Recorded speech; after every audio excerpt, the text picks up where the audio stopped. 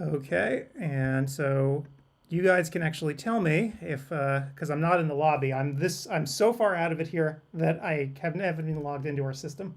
So,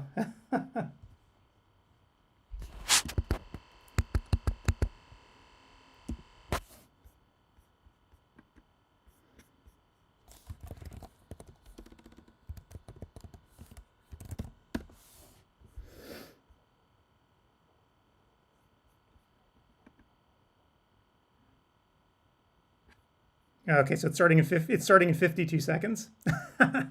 So,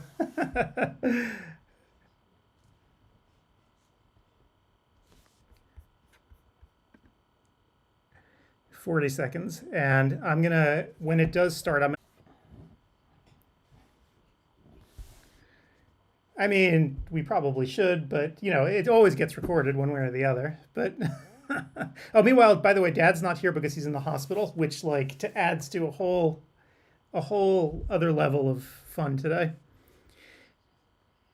Not just not just for dialysis. He had to get something worked on. His port worked on. Oh, stream will start soon, and fingers crossed, it's doing something.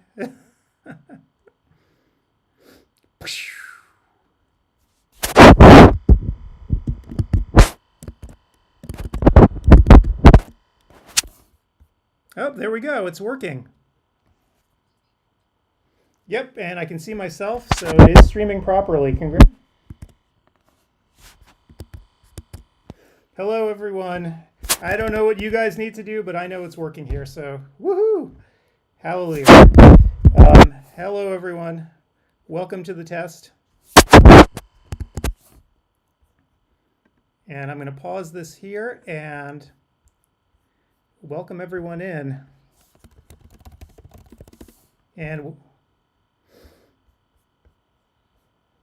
all right, so welcome everyone. Let me show everybody. So I got Gretchen and Steve here. How's it going, guys? I'm going to put you guys on camera so everyone can see you here. And hopefully everyone's getting in here okay. This is probably the most seat of the pants I've ever done a stream before, since about 20 minutes before coming on here, the main computers that I use to actually set up the stream and do all this fun stuff croaked out.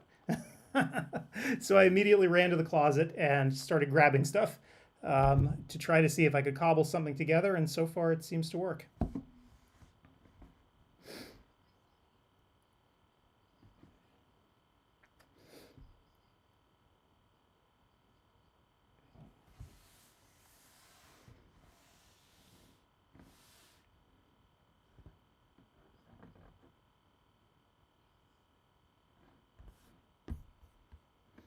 Hmm.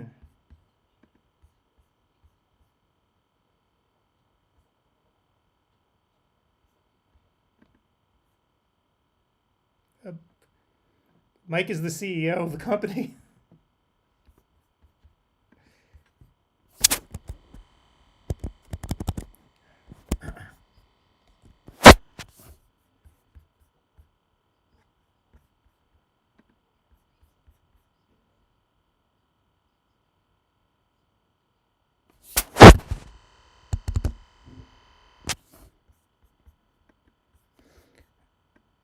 All right.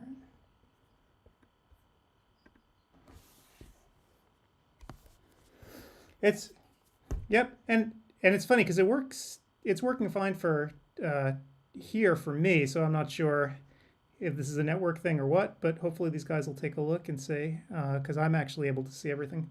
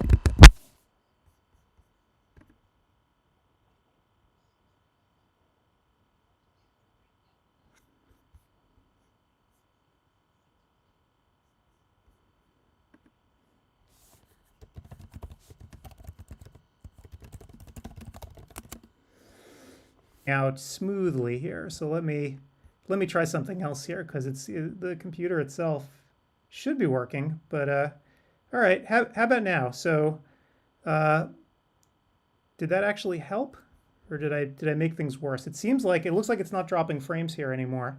So yeah, you have to wait a few seconds for people on the other end to make sure it works well. But this seems better. No, I think everybody's just a few seconds behind us, right? Because so hopefully that should be better. Bet. Yeah. So right now it says it's not. It says it's going smoothly. Whether or not that's true, I don't really know. I can't tell from here, obviously. What do you guys think? Working much better now. Yeah. So I think this was my fault, and I apologize. So um, you won't be able to see me for a while. So let me explain to everyone what just happened there. To actually get this to work, still not great quality, but not crashing at least. Yeah. So I had to at the last second grab this Mac that I have here. My video was coming through my phone, which disaster. So I actually disabled that right now, which is why you can't see me right now. You can only hear me. So hopefully you guys are you you can see me here on Zoom. These guys can't. And oh, really? Huh.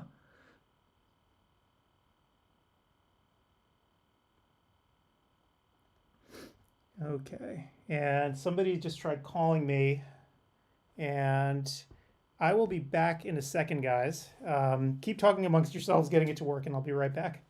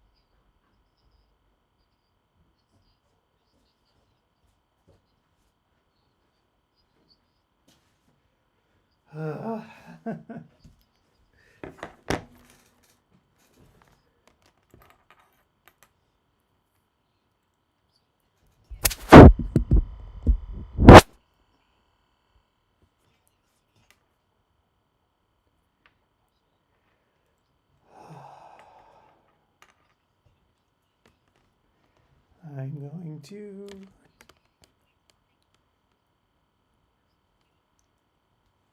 All right.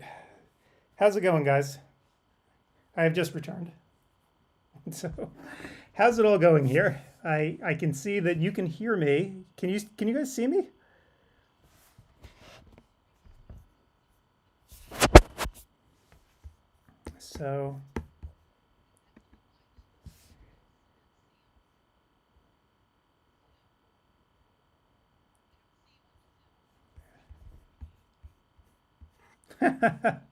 So, but how's the rest of you guys doing? Like, how's the actual lobby doing? Is everyone doing okay?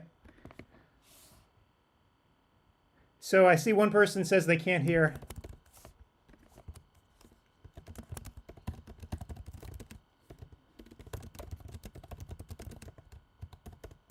So I'm just reminding this person to make sure their window.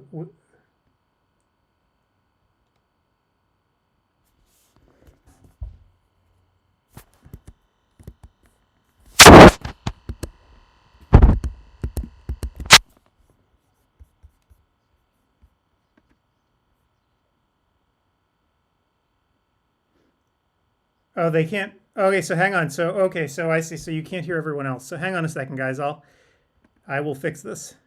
Maybe.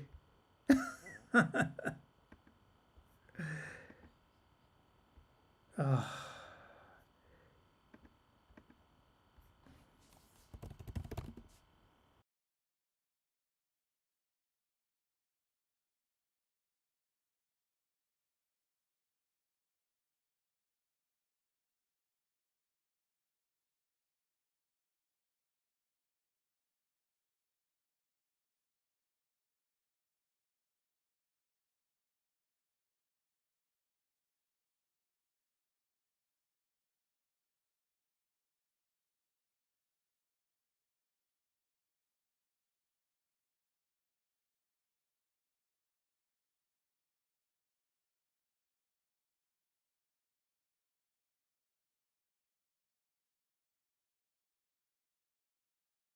Have both on. Let me mute Zoom, okay?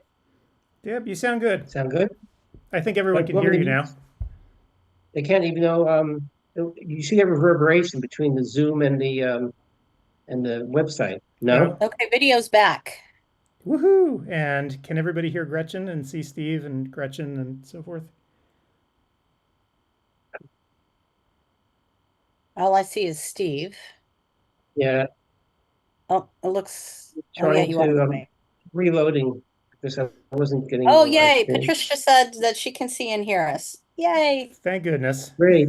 It's a miracle. Can't see me yet, but that's by design. Wanted to make sure that you guys worked better first.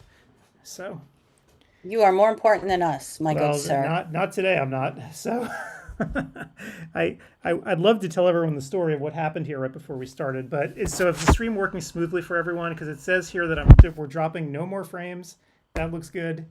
Um, Everything looks pretty good here. So, other than you guys can't see me. Okay. And But you guys if I know the do week Adam this, had.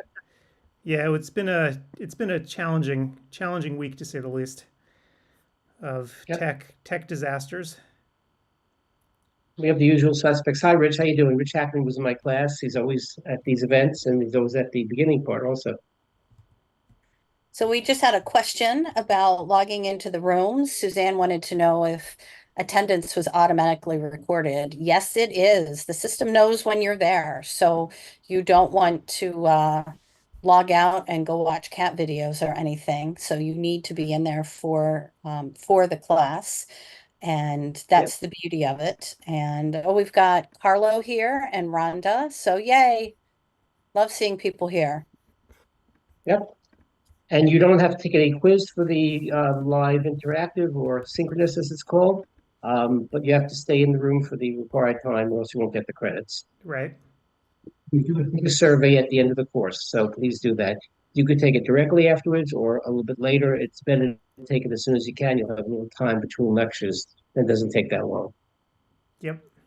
Oh, good. Now we see the sponsors, which is great, but we also see a dialogue box. Oh, right. Let me get him out of the way. There we go. Whoop. Okay, so Hi, move it down. Patrick. So that's looking better. Hallelujah. Interesting though, when I click on the people who are here, that list is not updating. No, it almost never, even during the live lectures when they have 600 people in the room, it's never exactly like who's watching, and then you get the roster. It's just not. And I like to see people because, like, of course, we're like the speakers, etc. But still, hey, and Dr. Polino is green, so he's special. Yep. So Yeah. the speakers all have different. They all have colors that are different from the regular users, so you can tell who's who. Makes it a lot easier for me to check that they're in the room. Yep.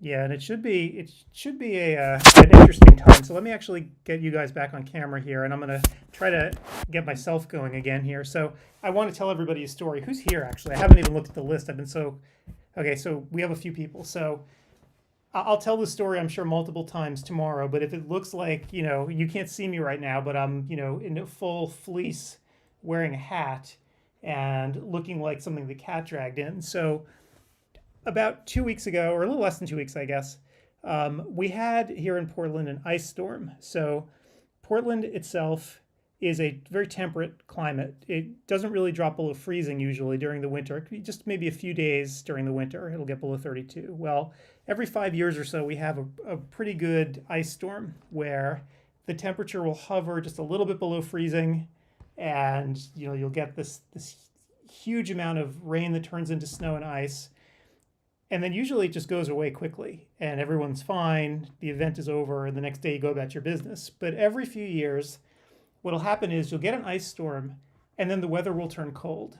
And so what happened here was we had an ice storm and the weather got down to about 15 degrees for almost a week. And so what happened is the area turned basically into a skating rink, and trees, which are not used to this, fell down. Literally thousands of trees fell and took down the power with them. So many homes, I guess there were about 200,000 houses here, had no power for close to 5 days, including ours. And so when that happens, when your house doesn't have power and it's freezing, what happens next? Pipes start to burst everywhere. So basically the entire city was a disaster area for about 5 days. Now, our house was okay, but when we came back here, to my little studio here, as we discovered, some of the stuff wasn't working right, particularly the electrical system when the electricity came back on. So I thought things were okay. For the last week, we've been preparing for CEwire. Then yesterday, out of nowhere, the heater, our furnace, had a huge power surge, which destroyed our electrical system here in the studio, and destroyed the heater. So again, had a huge army of contractors here yesterday trying to fix everything. We still have no heat, which is why I'm wearing a fleece. But the electrical system of the house, they gave it a clean bill of health so we could actually get the studio running again. Well, cut to today, as we're preparing to get everything going today, 30 minutes before we're going to come on the air here, the main machines that we use, including the computers and all the audio stuff, died. Just dead. Dead and no way to come back. 30 minutes before we went on. So what you're looking at right now is a computer that literally 30 minutes ago I yanked out of the closet and tried to throw together in order to actually produce this live stream. So that's what's happening here, and that's why it looks and sounds a little bit janky today. So my apologies. What I'm going to try to do tonight is get more of the regular machines back up and running if I can. So by tomorrow morning we'll have it working, so the live stream will look a little bit better. But at least I can do most of the stuff that we need to do, show you the sponsor stuff, which is important, and sort of be here for everyone to give you the blow-by-blow, which is the most important thing, right? I mean, I know I like having a good quality broadcast, but at the same time, I think the most important thing is that you can all see us and hear us so we can help you during the conference. So hopefully that long story explained exactly what's going on here. Adam, I really was hoping that you were going to put on a fleece onesie or something to at least make it, you know, visually appealing and something for us to have a conversation about and keep you warm at the same time, because clearly it is all about the entertainment for me. Well, Gretchen, I was wearing my puffer jacket before this all happened because I was so cold. But ever since the computer blew up, I've been running around. I'm actually getting hot, even though there's no heat, because I'm running around so much trying to yank stuff down from the closet to make it work. So, Well, maybe the What's the lights, because that your office gets really, really hot once those lights are cranking. yeah, I'm hoping it warms up here a little more with the lights. So that would be good. Except, all the computer equipment that we usually use, the stuff that really runs hot, isn't running. It's all dead. This is actually what I'm using right now is just an old MacBook Pro. And I have another old Windows PC sitting next to me that I pressed into service to do the other stuff with this, the sponsor stuff with this, because the main stuff that I use is just dead. So, Oh, by the way, Mike agrees. He wants you to wear a onesie too. all right, I'll go try to. I can wear my Totoro onesie. It's actually quite cozy. It's for Halloween, but Totoro. Ooh. Yes. Are you gonna, you need somebody there to hold the umbrella. Shoot, I forget that girl's name. yeah, I should get Reed. I should recruit him tomorrow to go do it. Um, but anyway, yeah. So we made the live stream, which it's fine for me this way. I mean, as long as it's fine for you guys, I just have to sort of fix up my camera so you guys can maybe see me again, and just make sure that all the materials that we need for tomorrow are on here on this laptop. But I have to say, I am thankful that my entire studio complex decided to explode when it did, because I use the studio to produce the videos that you see at CEwire. So all 75 hours had to go through a whole bunch of processing before they were uploaded to make sure the audio sounded good, to add the little material before and after, and so forth. And that takes a lot of processing power to do with Premiere. And I'm almost wondering if I didn't help cause the demise of this machine, just running it, because I have a feeling the video card here is fried. But But you know what? You don't know that until I mean, it was doing its job. You were, yeah, you were putting it through its paces. You're not supposed to have to, oh, it's tired. It needs to go to sleep tonight. But yeah. I'll give it a proper burial though, because it did its job. I was able to get all the videos in time despite all of the ice storms and power losses and everything else. It actually did its job really well, and yeah, I'm just glad that it died when it did, because now the conference can go on and all the lectures are up there and Well, running.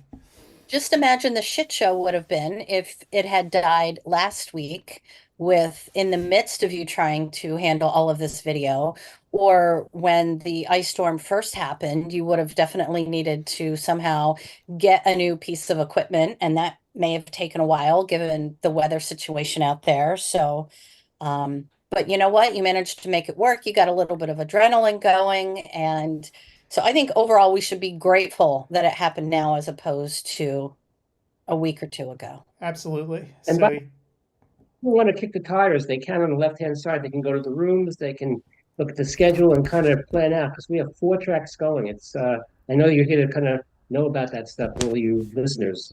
Can yep, you hear me, by the way, everybody? Yes, we can hear and see you. yep, I had let, to, I had to shut the audio on the regular site and keep the Zoom on because I was getting reverberation, just so you know. yep. And so on the left side of the screen, as you mentioned, Steve, under where it says links, you can see links to assessments, to the schedule, to transcripts, and so forth. So those are going to be handy to use tomorrow. The schedule is probably the most important thing to look at. I know there's been one change that I haven't made yet, which, sorry about that. On top of everything else, we had one lecture move, and let me actually bring that up. I'm looking at it now. I haven't actually had time to change the schedule, but I'll pull it up on the screen so maybe you guys can see this. So let me get this going here. Hopefully you guys can see my screen now. So, and you guys can hear me okay, right? Because I'm just using my Mac's microphone. I'm assuming it works okay. Yeah, it's fine. Okay, good. So on the screen right now, you're seeing the schedule for tomorrow and Sunday. We had one change where it was going to be Dr. Rapuano's lecture. He's going to be traveling, so he needed a different time. And we're going to be pushing him pretty late, and I'm trying to remember what it was. I'm so disheveled here, but I thought it was 7:45 on Sunday. He might be getting the final position of the conference. So I'll change the schedule tonight, though. I think the most important thing that everyone needs to know is if you go to CEwire2024.com schedule, if you go to that URL, no matter when it is, now or in April or June or whatever, that link /schedule will always link you to the very latest schedule. So anytime I make a schedule change, I upload that file right to that location.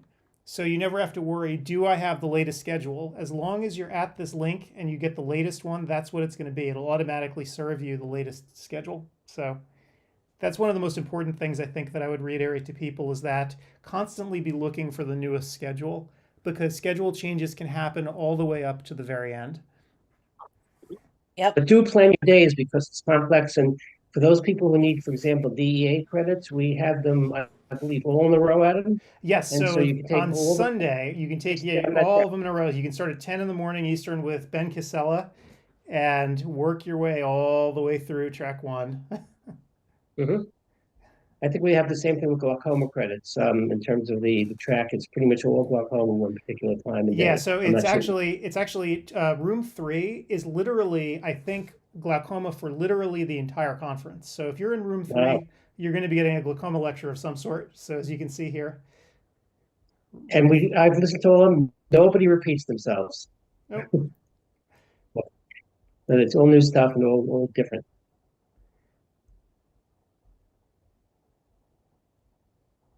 And Dr. Polina wants to know. And yes, we get quite an audience, and it's amazing how many people are in the rooms. 6, 7, 800, close to 1,000, especially at the very beginning. And when the two time zones meet, it's even more. So it's a big live audience that you're talking to. Yep, and in That you fact, already talked. we have close to, I believe, we're closing in on 3,000 people that have registered for the conference. I think we're getting close to that so far. So this first go around, you'll have a lot of people, and obviously people Yeah. continue to sign up throughout the year as it goes on. So this is going to be We pretty big. we get a big bump the last day, as you always do. You'll have people signing up at 7 o'clock tomorrow morning. Yep. And it's funny, we get a lot of people who sign up for the on-demand portion of this too, right? Because a lot of provinces and states don't necessarily mandate that you need to do a live. You can do it on demand as well. So a lot of people like to take it that way too. So we get a lot of people watching on demand. It's obviously for us more fun when people show up live, because then we can interact. But people do like to take it on demand too. Hi, Dr. Gerson. Gretchen, you don't know, but Jeff's aunt lives in my development, for lack of a better word, his favorite aunt. And I actually met him the other about a couple of weeks ago, Thanksgiving time, I believe it was. Oh, He was really? there. That's I, cool. I recognized him from far away, but again, his aunt was there, so it was pretty easy. And we said hello. I got to meet him in person. Great guy. And he actually saw my blurb from my astronomy. I have an astronomy club here that's diversified from optometry, so he didn't get a chance to see it. Yep, Jeff, I just played 18 holes with a friend and shot a 79 from the blue white tees, which is pretty good. Had a good day. I'm no Craig Steinberg, but I don't embarrass myself. I prefer miniature golf. So he's seen our facility here. It's tremendous. We have two 18-hole golf courses that are just fantastic, and the practice facilities are just humongous. It's like being in heaven if you're a golfer. See, I wouldn't mind driving the golf court, like a golf cart. I don't know that I want to hit the balls around, but if I can just drive the golf cart all around, well, that would be fun for me. Gretchen, we have two. We've been down here for 4 months, and we filled up our car 4 times because everything's close. We just get around by golf cart. I go to the gym, we go to the golf, play pickleball, we go out to eat. It's the golf carts are so much fun. It's ridiculous. And if you have an accident, it's at 5 miles an hour. So does everybody? I mean, those things are expensive, aren't they? Jeff, I'm at the fitness center 4 or 5 days a week. I'm a regular there in the morning. I don't play golf from there. When I play golf, I'm at the fitness center in the afternoon. It's almost like a New York Sports Club or an LA Fitness. It's that much of a facility, and yet there's only 650 homes, and that's why I'm so buff. I'm kidding. This is something that I really want to hear about as I'm sitting here with no heat. Out here, the gloom and the You're rain only coming 4 hours. down. No, you're 5 and a half hours away, and I have another computer here. You're welcome to come if you can make play. Oh man, this is yeah. What's the name of your place down there, Steve? It's called Boca Woods. Just Google it, and you'll be able to take a little tour. I'm looking right now. Oh, Boca Woods Country Club. Yes. Very fancy. Well, Did I I was ever no comment for 40 years. Okay. did I ever tell you about the I can't remember if the last time I was on here we talked about it. The mail carrier only retirement community down there? Did I tell you about that? No. There is a place in Florida that, oh, there we go. Well, Jeff knows. Yes, Del Boca Vista. Kansas. I just wrote, I don't have a Cadillac. You That remember is funny. Jerry buying his father a Cadillac, and they accused him of I thought that extorting was his money. uncle. What was his uncle's name? Oh, no, that was his father. Definitely his father. Okay. His uncle, but then he had a friend that had a special pen. Remember the same guy that accused him of Jerry's father of extortion? That was funny. I don't No, remember but that. if we do have some curmudgeons here, but we do have a lot of 35-year-old people moving in because they just like to play golf. A lot of foreigners, and so it's getting younger and younger. Well, this place, Suzanne just gave me good advice actually here. So you guys are talking about wonderful weather and fun. I need a little buddy heater. She's absolutely right. So Suzanne, I think we all do here because the entire city learned that we are completely unprepared for a natural disaster. It's so funny. Like that is the lesson learned for so many of us here. Like if we actually have an earthquake here, we're done for because we couldn't even survive a half an inch of ice.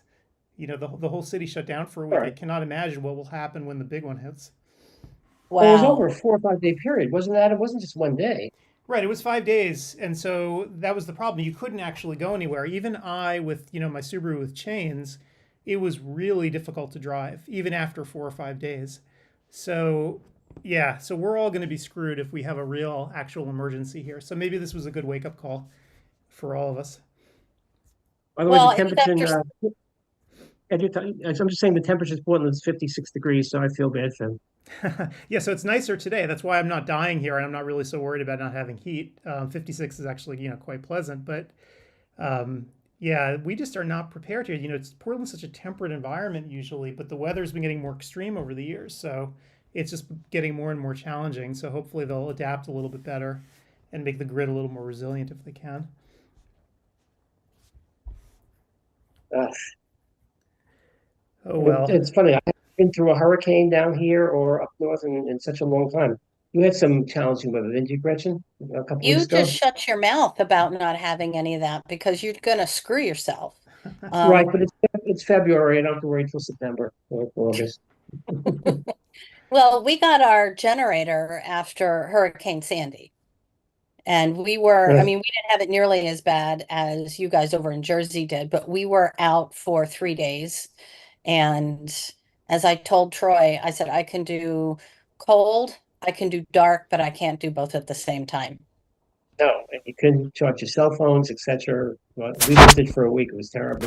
We actually worked in the office. We handled the virtues. We got 2 generators for that, and wires all over the place. But optometric equipment will work with a little bit of electricity.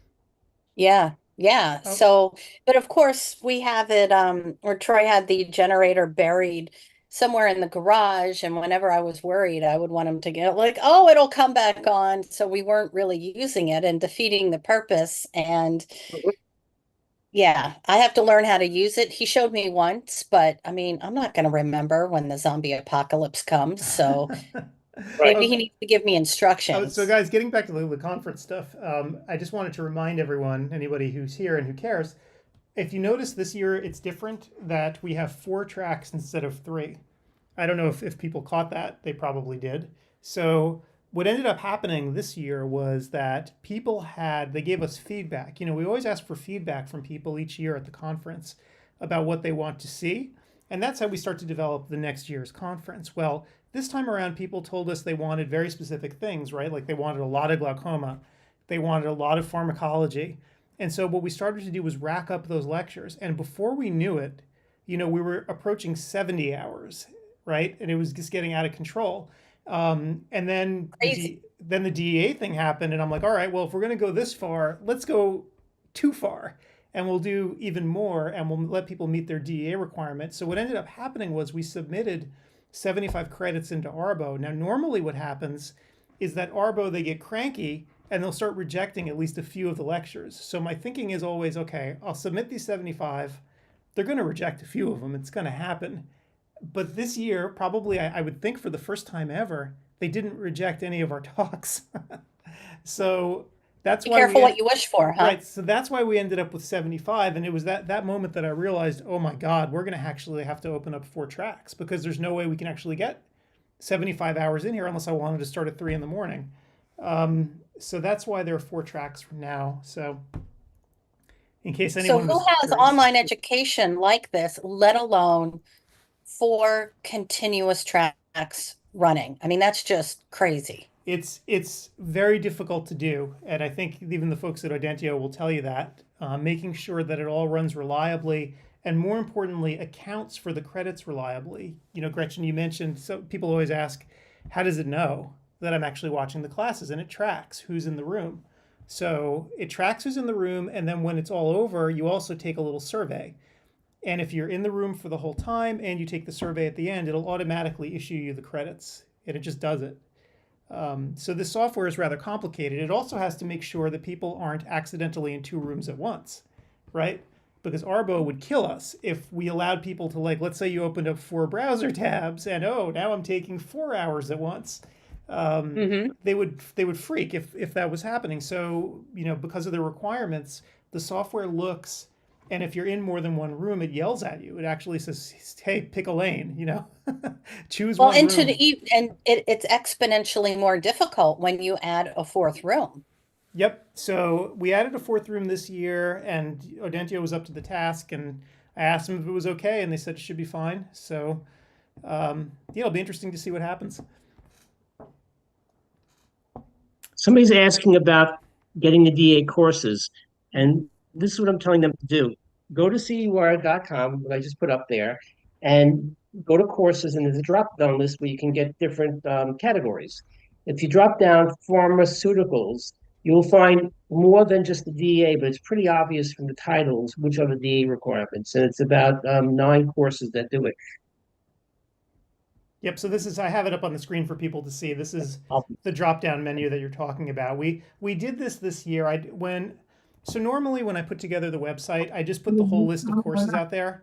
But 75 classes is just absolutely ridiculous. So that's why I decided to create this filter that you can use to try to filter it out a little bit better, so you can see what you might want to take. So this just sets up a filter.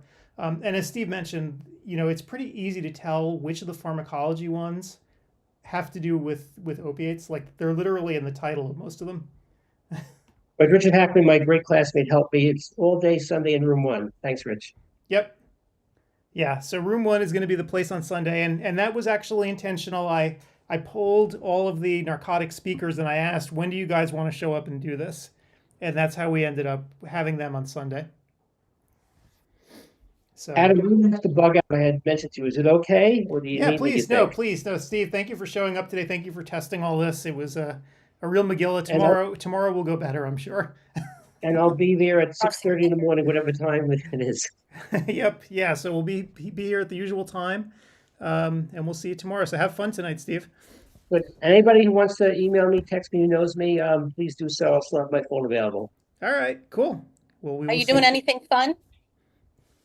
Nah, we just have friends that we had planned a long time ago coming down from New Jersey. They're only here for 3 days, and so we're just going out to dinner with them and other people that we know these people since we were first married. That was after the Revolution, before the Civil War, and we lived in the same apartments with them, literally as 23-year-olds, and so we know these people for you can figure out how many years, Gretchen, and we all look About terrible. 20, 25, maybe. Getting there, yeah. The dog years.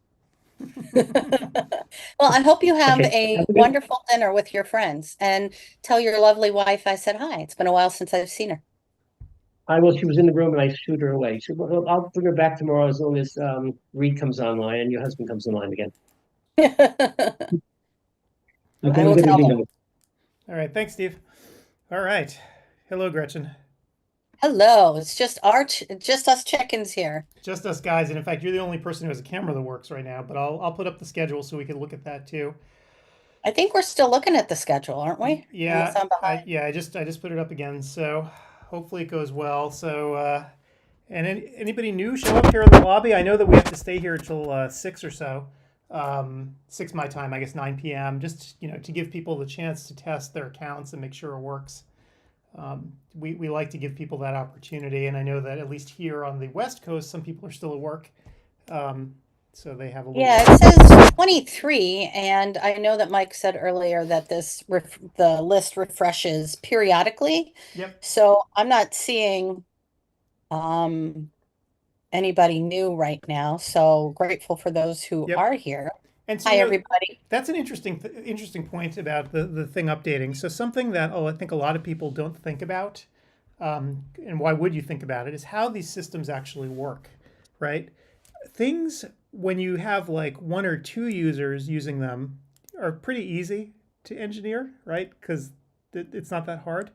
But when you start thinking about systems that might have 3, 4, 5,000 people at once, the challenges really start to mount.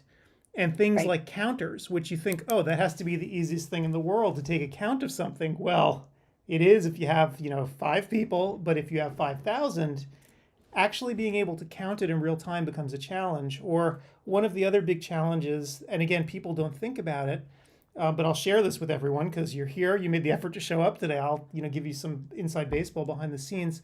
When you move from one class to another, right? If you're sitting in a room, like let's say you're in room 2, and John Nolan's lecture ends, and then Carolyn's lecture starts. How does that actually happen, right? How does that happen for everyone who's sitting in the room if you have 1,000 people sitting in there? It's not as easy as it sounds to just start serving new content to people. Because what ends up happening is, imagine 1,000 people all of a sudden need this video to come. Again, with 2 people, it's easy. 1,000 starts to get hard. 5,000, oy. So we ease people into the videos, which is why at the beginning of each video, if you've taken CEwire before, you know this, you've seen it. There's a 60-second countdown where you hear a piano piece. And you hear a piano piece and it counts down from 60 before the video starts.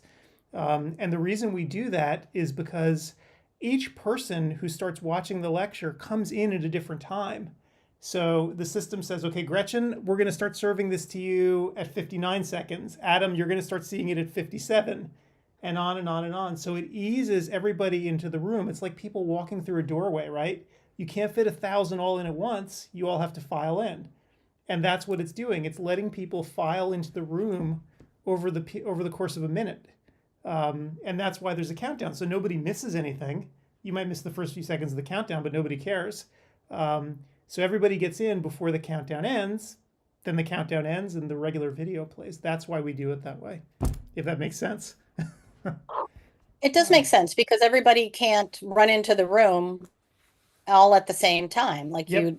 it'd be like a panic, everybody trying to escape a theater when you yell fire. Yep. So And it's not just us. I mean, large providers do this too. There are these little tricks that you'll notice, or you may or may not notice as you're streaming stuff, where sometimes you ever wonder why sometimes you get the little spinny thing that stays up for longer than at other times, right? So there are these little tricks that people use to prevent these crushes. And by the way, sometimes people blow it, right? I know that Netflix, usually they do just, streaming video on demand, but they tried to do a live thing last year. One of the, what was it? It was some sort of a dating show, right? Where they did a reunion show. They tried to do a live. And all of a sudden, their servers got crushed with, 1 million people wanting to come in and stream this thing all at once. And it actually collapsed, didn't work. And it took them a good 40 minutes to actually get everything running again. So they ran into the same kind of problems that we do. It's not just us, it's everybody. The problem of scaling is really challenging. So that's why Audentio has been really great about working with us and watching what goes on to make sure that everything's going to work right. So And it doesn't blow up. and it doesn't blow up. And you know, the first show of each year, right? The first Saturday on the first February show is always the one that we're the most scared of. um, so yeah, Well, Audentio is awesome in their support, in their help, in everything they're doing behind the scenes to make this happen. They're creating fixes on the fly if something unexpected pops up. And it seems, Adam, that every year there are more and more and more people here. So that just adds more and more and more. I don't want to say stress, but it's, you're putting the system through its paces, and Audentio is able to make it all happen, and most often seamlessly to everyone who's here attending the conference. And they're just making it all happen behind the scenes, which I think is great. So thank you to them. yep. And part of the trick of doing it too, which makes it easy for users, is the integration with ODwire itself. Again, these are these little tricks that you don't appreciate, but you know, being able to control a lot of the process inside of ODwire itself makes it really handy for us and easy. So Gretchen, I know that you for the first time got a little backstage view of how it works. Right. I was stunned. With the speakers, right? So you actually see now how we use working with the speakers on ODwire itself to verify that their accounts work, for instance. So there's a whole bunch of stuff that we can do because of that integration. And because the conference doesn't really stand alone, it actually works inside of ODwire itself. Which is amazing. So yeah, and then there's the private discussion forum, which I'm hoping people use a bit more this year to continue the discussion around each one of these lectures, since we're going to be at this, all the way through September with the live shows, and obviously the stuff is going to keep running through December. Hopefully we can get some good discussions going around each one of the talks. That's a great resource that I think is underutilized, because the speakers, these experts in OCT or retina or glaucoma or whatever the topic happens to be, are there to answer your questions. And something might occur to you after you've taken the class. You may have asked questions during the live class, but what if you're watching on demand? Or what if you have a patient come in and something in that patient's history or that case is reminding you of what you heard from the talk? Well, go ask a question. That's what the discussion thread is for. And it's a way to further interact with these speakers as well as your colleagues on a specific topic. If you have a question about meibomian gland expression, if you're talking about ocular surface disease, or if you have a question about preservatives in preserved medications and how they're affecting the ocular surface. And I'm just making these up, but each one of these classes has a discussion thread available on ODwire, and the speakers are monitoring those. So please take advantage and ask these doctors the questions that you have, because that's part of the beauty of this type of class, that you don't need to wait until the class is over and then go up and try to catch the speaker. But oh no, she has to run to another class. And you can have an ongoing conversation too, following up, which you can't really do easily at a live meeting. So please check out these classes and perhaps take a look at some of these threads for classes that you haven't taken, and it might spur your interest that, oh, I didn't think that I wanted to take a class about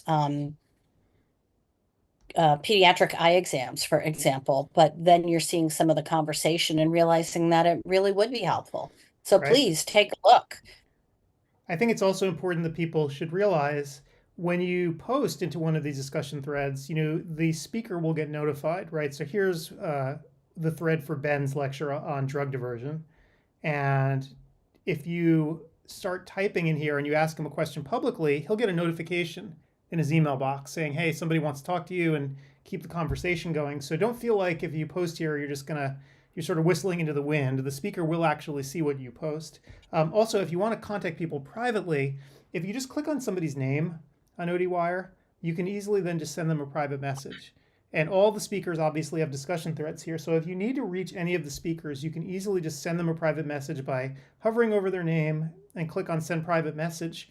And again, they'll get an email notification that you want to talk to them. So it's probably the fastest way that you can reach every single speaker at the conference is through this system that we've set up. And take advantage of it, right? The speakers are here because they want to teach you stuff. So if you want to talk to them, go for it. Absolutely. And speakers like when people have questions for them. I mean, it shows that people were paying attention. I know for speakers, recording courses for CEwire is sometimes challenging for them, depending on the speaker, that they're recording this lecture for you and they aren't getting your feedback from the audience sitting there watching the live talk. They don't see if people are rustling around. They don't see if people are taking notes. They don't see how engaged you are or not engaged if you're sleeping in the back row. So Right. they're really talking into a void, and having questions or comments, any type of feedback from you, people who are watching these classes, it really helps them too. It helps them to deliver better education, knowing what's resonating with you and what isn't. So yeah, and they all want to do this too, that they understand that this is part of what a CE Wire lecture requires, that they are live to answer questions because they aren't busy talking, the lecture is going, and they can interact and say, oh, wait, hold on a second, your question is going to be coming up. I'm addressing it in 3 more slides. Or they can answer your question on the discussion thread on ODwire itself. So please jump in, ask a question, post a comment, share information. That's really the beauty of this entire platform. Right. Patricia's asking a question here, and I'm sorry that it took a while to actually see it. So the difference between live and on demand, literally the only difference is the interactivity. When you're watching it live, you can interact with the speakers, and that allows us to give those lectures a different COPE ID number, a so-called synchronous virtual ID number. So let's see if I can pull it up here. So Arbo has these rules, and again, we don't make the rules, we are just forced to follow them. And the one rule is if the speaker is around to answer your questions in real time, whether verbally or by text chat, you can call the lecture a synchronous virtual lecture, and you can give it a synchronous virtual number, which many states consider as good as live. If the speaker is not around to answer your questions, then it's considered an on-demand lecture, and it has to be this number. But for us, the lectures themselves are identical. That's the sort of ridiculous part of all this, right? The content's the same. It's just a matter of whether or not the speaker's available.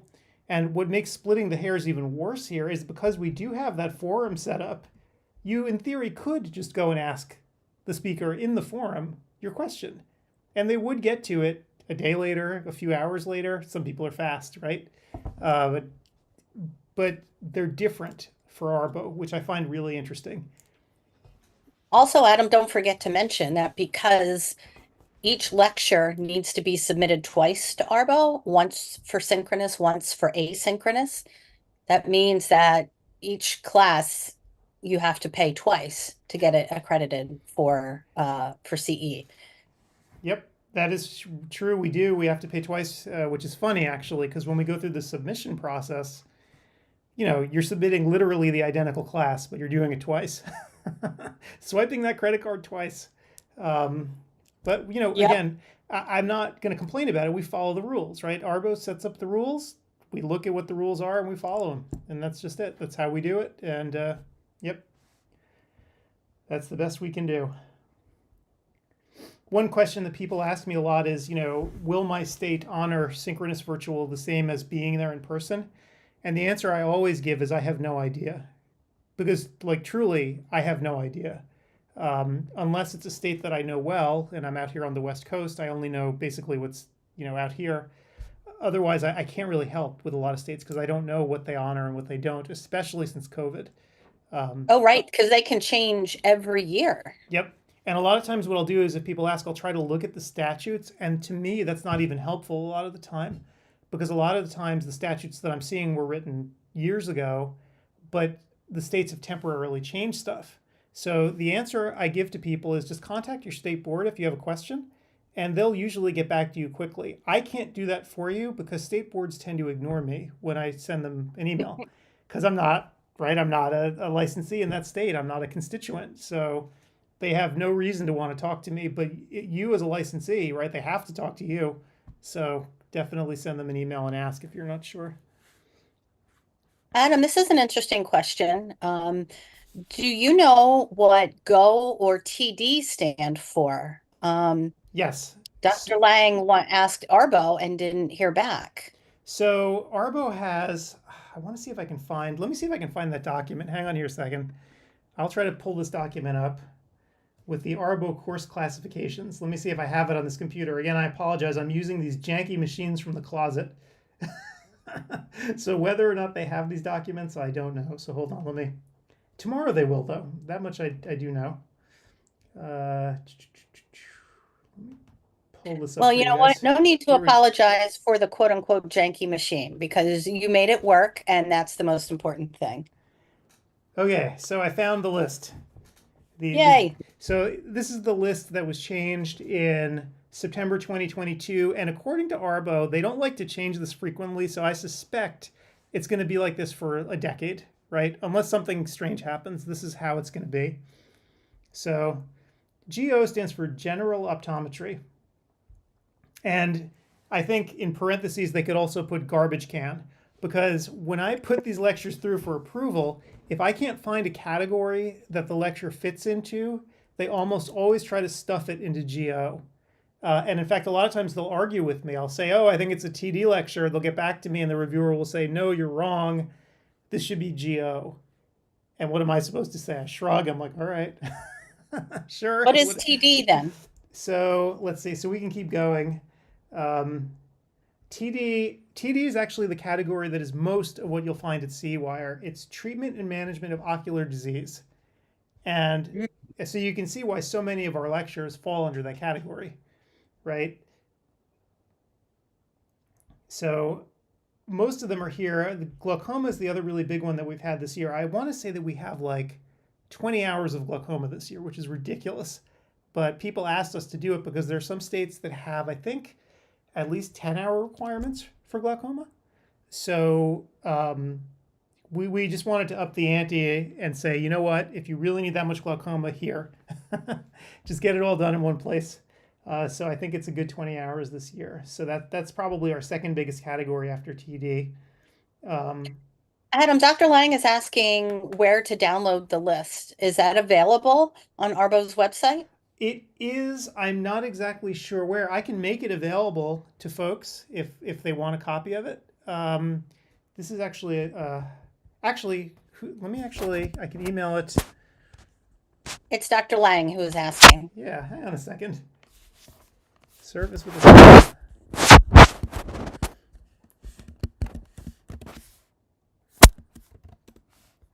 I can find Dr. Lang's email address. And Patricia is asking about AS and PS for anterior seg and posterior seg. And she's saying those courses are now under TD. Right. So yep, they for some reason got rid of that distinction and they just garbage canned it under TD now. I don't know why. So yeah, it's funny actually. You know, I actually attended the Arbo meeting where all of this was done in 2022, but I never really actually got down to brass tacks with them about how they actually did it. And Dr. Lang, just to let you know, I'm going to stuff this document since so many people want it. I'm going to put it onto CEwire, and then at tomorrow's live stream, I'll have the location for you. I can't do it right now, but I'm going to put it up on the CEwire site, and I'll give you the location tomorrow. So it'll be there for you. But it is also on Arbo's site. For asking about that. That was a good question. Yeah, that's a very, very good question. Yeah, and so when we submit a lecture to Arbo, usually what I'll do is I'll ask the speaker to tell me what category it is so I don't end up guessing. But sometimes they don't, and then I do have to guess. And that's when things get a little bit tricky with Arbo because then we have a back and forth about where it should actually be placed.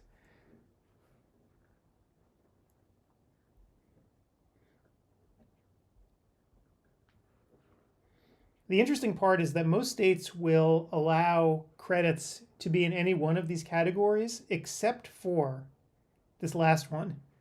The optometric business management categories, states tend to restrict this, right? So the PM lectures and the EJ lectures, a lot of times they won't count that towards CE, which is really interesting, which is why we have so few of them at CEwire. So you'll notice that we have, maybe each year 5 lectures that are PM lectures, right, on billing and coding. If we have a really interesting one, like we had a private equity one, which we thought was interesting, so we wanted to include it. But for the most part, we don't do that much with PM because people can't use them. Have you gotten feedback, Adam, from attendees that they are interested in more of those courses? So they're interested in a very directed way. So for instance, in our glaucoma track, one of the lectures is just about the billing and coding of glaucoma. So I'm like, okay, we'll do that. We'll make it really targeted and focused. Or the private equity one was interesting too because it was very targeted, right? We actually had someone who worked for a private equity firm and a lawyer who worked on the other side of the transactions, pretty much duke it out in a lecture. So we wanted Well, did the billing and coding one, does that count as a glaucoma course? It does not. It is practice management, but we put it in the glaucoma track anyway because we figured if people were sitting through 18 hours of glaucoma, they may as well get paid for it. So, we want to make sure they're doing it right. So that's why we put it in there. Interesting. So let me. Did you get any feedback about that? Well, not yet, right? Because these are all new, right? So no one's told me, since we published the schedule, I've gotten 0 feedback from people about what they think. So I'm very curious. But yeah, if you look, this room 3 is all glaucoma, just about. All glaucoma all the time. It is, except for that one practice management lecture. Well, if that's what you want, you have almost a whole track dedicated to it. And it'll be interesting to see how the numbers shake out for not only the live conference weekend, but then on demand. Do you happen to know off the top of your head, I don't want you to go dig for it, what the most popular classes over the history of CEwire, what they have been? So that's a really interesting question. So the most popular, so we have certain speakers, and it's not even so much about their individual class as they have a following. So Dr. Friedberg, who tends to do a bunch of retina stuff, so he's a surgeon.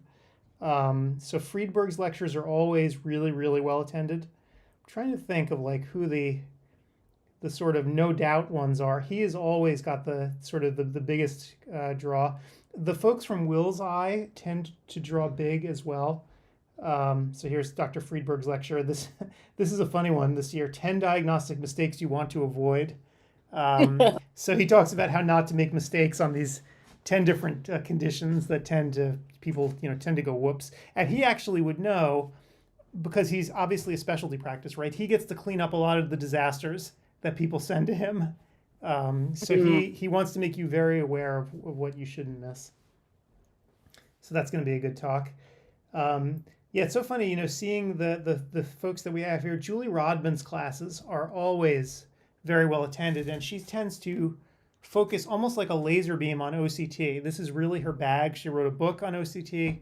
And so what she does is variations on a theme each year where she'll pick a very particular topic and relate it to the diagnostic technology. So she's doing AMD this year, and the role of multimodal imaging in the diagnosis of geographic atrophy.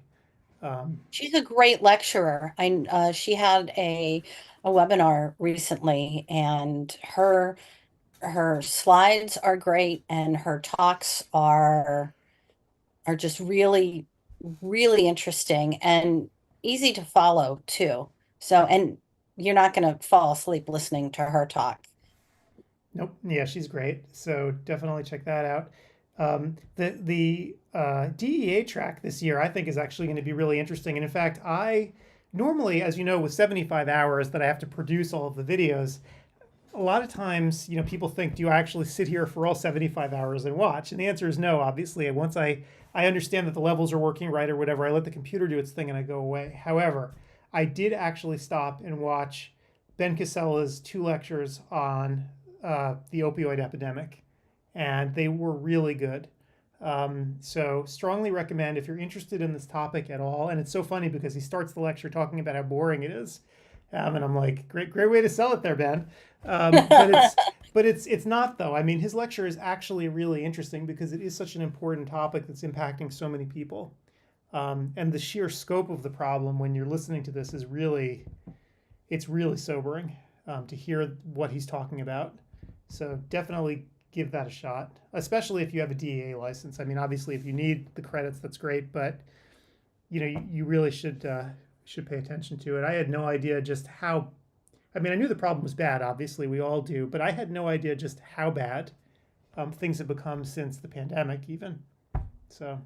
I'm betting another sobering class would be one on human trafficking because Yep. that doesn't sound like fun. I mean, you need to have it. It's important information for healthcare practitioners, obviously, but I'm just betting the statistics on that are very sobering. So it's kind of amazing, actually. And you think like it doesn't happen like, oh, I'll never run into somebody that's been trafficked. This is something that just happens on TV, right? Or this is, I'm not going to. But, like I'd mentioned, the Thai restaurant down the street from me, they were trafficking their workers. They brought them in from Thailand, confiscated their passports, and made them work as indentured servants, right? Oh my God, I didn't know that. And that's considered human trafficking. So that guy went to prison. That was good. And Meredith just told me actually before she left today, there was another bust down the road from us of a massage parlor, right? This is another like prime location for human trafficking. And so, several people were arrested today. So it's a thing. Wow. It's a thing, right? And you will run into people in your practice who are being trafficked and they may not make it very apparent. So that's why you have to kind of, keep an ear out for what's going on. Well, that sucks. Yeah. Ugh. Yep. Oh, Dr. Lang has another question for us. He was asking about a theme for rooms 2 and 4, that room 1 is DEA and room 3 has a lot of glaucoma. What are rooms 2 and 4? How did you decide to place them there? Garbage can. So yeah. So the way it happened was I then had to take. Okay. So here's the funny part about the schedules, because again, people always ask, how do I do this, right? With all these speakers and all the classes. The first You throw way, darts, right? At the wall? No. So the first way I try to be as accommodating as I possibly can be. So if people tell me up front, like, oh my God, I can only talk on Sunday, or I have Saturday hours, but I'm available at 5 p.m. As they're submitting their courses, I make a huge list of when people can and cannot show up, and I start with that. So I then start filling in classes based on people's availability. Then if people don't tell me when they're available, and I always hope that they won't, so then I can schedule them whenever I want, they get the rest. So tracks 1 and 3, as you saw, the drug track and the glaucoma track, that just happened sort of naturally. I just put them there. And then the other classes, I just kind of worked around them. I mean, fortunately, it's not like a real classroom where you actually have to walk, to the other end of Expo to get to the next class. You can just click a Right. button. So that's why it's not such a huge deal to move from room to room. But, we tried to keep the content in the same room because I know that there are going to be some people who just literally don't even want to leave. They will literally just keep their browser in that one room all day and never move. And that's what I was going for with that. In fact, we inconvenience the speakers in some of these cases where if they're doing a lecture on glaucoma in one, but their other lecture that they're giving for us is not on that topic, I move them into another room for their other lecture. So the speaker is going to actually have to move to a different room. That happened a few times. That makes sense. So yeah, it's challenging making up the schedule, and I always feel bad when I do it because I always know that there's going to be someone who will, start cursing under their breath, like, why did you schedule me for such and such time? So yeah, it's a challenge. Well, we have another question. Dr. Nelson was wondering, is there a recommended browser for better performance? Because in the past, he remembers having challenges with audio while using Safari. So do you have a browser recommendation? I actually don't. The software should work With every browser now. I know we've tested it a bunch with Safari, right? The developers use Macs for a lot of their work, and they've also tested it with Chrome, one or the other. The audio thing is an interesting one where when you start, you don't have audio. Um, this is a feature built into web browsers to prevent obnoxious sites and obnoxious commercials from automatically playing audio when you come to a site that has video playing, right? So browsers have gotten smart about not allowing that audio to automatically start and automatically muting it. And there's nothing we can do about that. Most of the time, it will not be muted when you come to a room. But if your audio is muted, it's a really easy thing to just click on the video window and unmute it. It should work fine. We've been testing the software a lot this past year. So if you have any trouble, though, obviously we're here and we can try to help you out. But it has gotten better, but it's an arms race, right? Because the browser manufacturers, the developers of these things, they want to try to auto mute as much audio as they can. They don't want people auto playing audio on a video. So yeah, it's an arms race to It's figure out. damn annoying. It's annoying, right? So, but in this particular case, it's annoying to not have the audio, but there's just not much you can do Exactly. about it. So, And the browser doesn't know that it isn't a pop-up ad versus right. a continuing ed class that you are interested in hearing. Yep. The other thing too is that remember you have to keep the video window for CEwire maximized and in the front, right? If you're watching, make 100% sure that video window has your attention, because not only is the software going to be monitoring you, but these days a lot of browsers are getting a little bit more aggressive about putting windows to sleep that aren't being actively watched. I'm sure you've noticed this before, where if you have tabs that you stuffed in the back somewhere, eventually they'll fall asleep. And when a tab falls asleep, it becomes difficult or impossible to actually track what's going on inside of it. So you don't want your tabs to fall asleep when you're watching with us. Keep it maximized, keep it in the front, pay attention, so that the software can actually count that you were here. Well, I'm one of those folks who is guilty of having a million tabs and windows open, and I have moved from Safari to Chrome a few years ago, and that is a bit more stable, but yeah, I'm one of those people where you look at my computer screen and say, "Oh, honey," Uh, with all the it's like tabs. a junkyard of tabs where you can't even read what's in each one at the top, right? All you can see is the icon. Exactly, So, but exactly. yeah, so I'm just warning people, don't do that. Like keep that tab open with the video window in it. Keep it in front. Don't shove it to the back and expect that the computer is going to be able to count well, because eventually that tab will fall asleep. So, and again, they do that for power efficiency, right? Because as you all may or may not remember, in the olden days, your tabs would stay open indefinitely and would run in the background indefinitely. But as people discovered, particularly those who use Macs, right, Apple's always trying to find ways to improve battery life. And that's one way to do it, is by, if someone's not actively using something, just have it fall asleep. So that's kind of what they do. So yeah. Yep, yep. Interesting question about the browser. Any other questions from anybody? I'm glad that you guys are throwing these questions out there because it helps me to know too, because Adam obviously is the guru here. And tomorrow, when he is trying to cobble tech together to make all this work and activating accounts or putting out any fires that happen to crop up, I have this information and I can answer people's questions in the chat. So please keep these questions coming. It's good information. Thank you. Yep. Yeah, I have no idea how this is going to work tomorrow using this little machine. I guess we'll figure it out. I got to get myself a camera that works again, I suppose, and get all the content that we need for tomorrow onto this machine. Oh well. Ugh. Well, at least you are on the West Coast where it won't be that late tonight when we wrap up here, that if you need to make a run somewhere to get something, you actually can. I hope you Very don't need to, very true. but Yeah, I'm hoping I won't have to go anywhere. Hopefully, I can just figure it all out. So. But again, it's I'm not the most important part of this. The most important part is actually that the lectures go off well, right? And that we're just here to be a resource for people if they're having problems. So right. what we're doing right now is actually good enough. If we can do nothing else, if the God forbids happen, at least this is good enough. You know, we can show people the schedule, we can show people how to do stuff. You know, I can browse with people, show them what the site looks like. Yeah. Absolutely. I feel like that's our most valuable thing here. I mean, obviously, I love hanging out with everyone and answering questions too.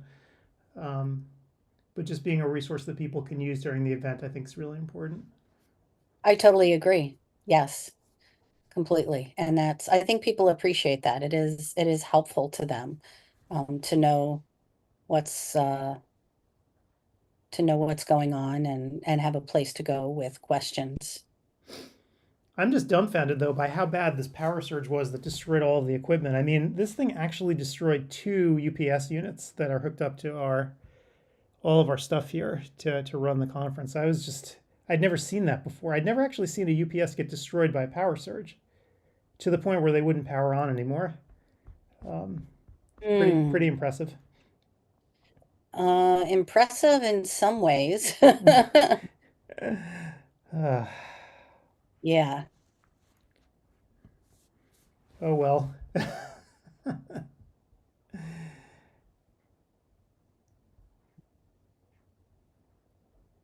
I know that some folks might be popping on. I need to make sure that I've given them what they need, and I'm going to send out the Zoom info just to be sure. To who are we sending Zoom to? Oh, to potentially some of our sponsors who might be popping on. Oh, okay. Just remind them to only pop on when we want them, not just randomly during the day, because we don't want them just coming Oh, in. no, I'm talking about now. Oh, right now. About tonight. Oh. People were going to come here tonight. I have been so out of the loop dealing with all of my tech foibles. Yes. Well, let me actually look. See, I did not know that. I should look in the lobby. Now I feel bad. Oh, wait. Oh, wait. Oh. 2 people do want to try to come in. Wait, hold on. Sierra and David. I don't know David. I'm going to let them in. How do you like that? Oh, it looks like somebody was trying and I didn't know he was there. So yeah, we've had a rough apologize. go. I wasn't even looking. I was so busy. Sierra and David are here. Hey guys. Hey, How's it going? it's going. I was like, I think they might have forgotten about us. I am so Hey, sorry. can you hear me? Guys. Yep. Hey David, how's it going? Oh, fantastic. It's going fantastic. Thank you. I apologize for not seeing you guys in the lobby. We had such a tech disaster here before we came on. I am just beside myself. So usually I have multiple monitors in front of me where I can see what's happening. And I actually don't right now. So I couldn't actually see you guys in the lobby. So I apologize. That's okay. That's okay. This is great.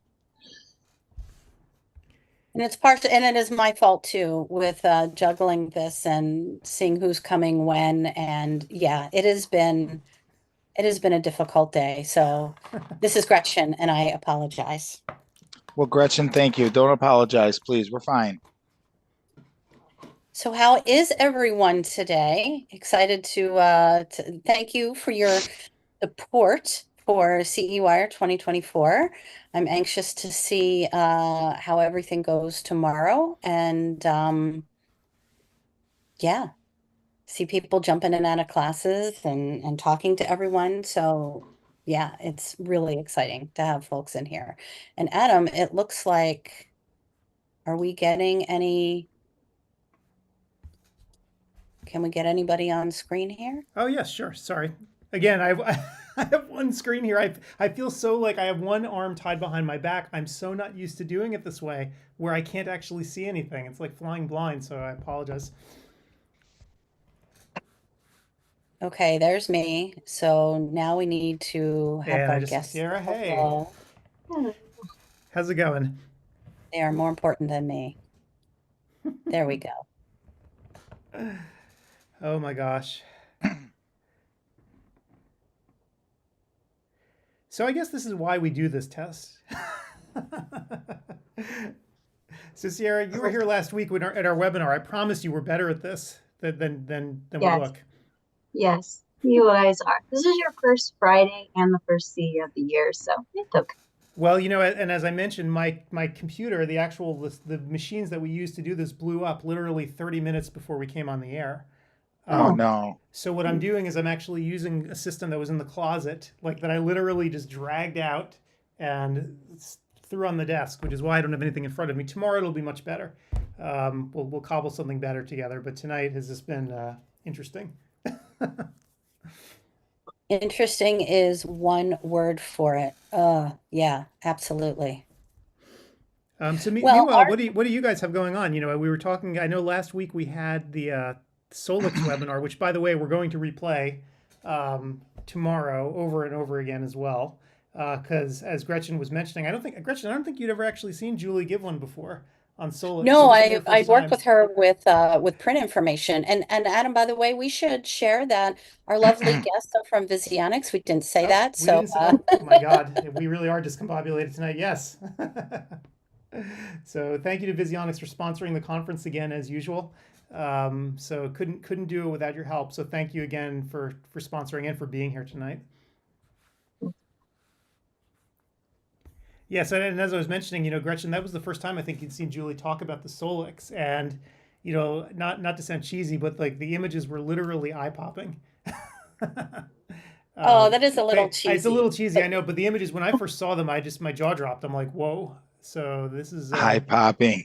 yeah. I mean, it It's been a legitimately. long day. That was a good one. But it is funny though. It's the Solix was one of the few devices that when I actually saw the images, I'm like, whoa, okay, so that is clearly different from everything else that I've seen before. So quite an amazing device, and hopefully we can share a lot of that with folks tomorrow as well at the show.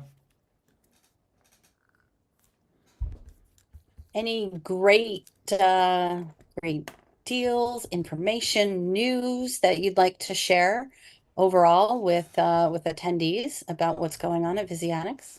Yeah, of course. So, not news, but last year we did launch Solix. 2 years prior to that, we merged with OptiView. We used to be Lino Technology and rebranded as Visionics. In addition to all of our OptiView OCTs and OCTAs, we have, of course, Brio and Mako finishing products. So if you do in-house edging or you need a tracer blocker, we can support you there as well. And of course, our flagship Visionics line of screening and refraction devices. And of course, our Dr. Hoff loves our VX40 Linus analyzers. So that's exciting. And this year, we went in, or at the end of last year, we went into a strategic partnership with 2020 Now to be able to offer some teleoptometry options. So really exciting there. And David can kind of dive in on some specials we have going on right now, because those are also very exciting. Yeah, we actually do have some really good specials going on right now. We're leading out with our 1.9% APR tech refresh program. That's a program designed for our existing and new customers who want to get into technology, but have the opportunity down the road to if new and innovative technology comes out, they can turn in their existing device and jump into the new technology. We provide Really a 20% important. discount. Yeah, so it's a program that gives them options. It's a flexible lease, so they can choose to follow the term, and at the end of the term, they can receive a 20% discount off of the original cost of the device, and then go into new technology. It's ever changing, right? Even for us, we've got new technology coming out that we unfortunately can't speak of today. Get a laugh from Sierra. I'm in Such a sales. tease, such a tease. It's a tease, but we got some new stuff that's on the horizon, and especially with our I-series models, we have doctors right now that may not be ready to jump in full board with OCTA, but I think we all believe that OCTA is the future. I think OCTA has a chance of being the standard of care 3 to 5 years from now. So for those doctors who want to get into our new I-series 80 lines, which is our iView and our iFusion, they have the ability to get into a program that allows them to get in, one, inexpensively now, but then be able to turn that product back in and maybe get into a Solex with OCTA when they're ready to bring that to their clinic and to their patients. In addition to that, Gretchen, do you have a question? I was going to say, going back to what you said early on about doctors are able to get upgraded technology. I think Yeah, that's a challenge. It's a challenge for everybody. When do you yeah, pull the trigger to buy something with new technology? I mean, think about it. A car, a phone, a laptop, they're all significant financial investments. And I think for practitioners as well, when do I want to buy that? I don't want to buy something right when something new is coming out. Or what if I want to upgrade? It's yeah, that you end up yeah, with paralysis by analysis, and you end up exactly. never getting anything, and you're not giving your patients the benefit of that. So I really like that program that you had mentioned. We have a full breadth of products at Vigionics. As you know, Vigionics joined with OptiView 2 years ago, and within that OCT line, we have our iScan 80, we have our iView 80, we have our iFusion 80. And those are, I would not say they're entry level products anymore. These are not your parents' iViews.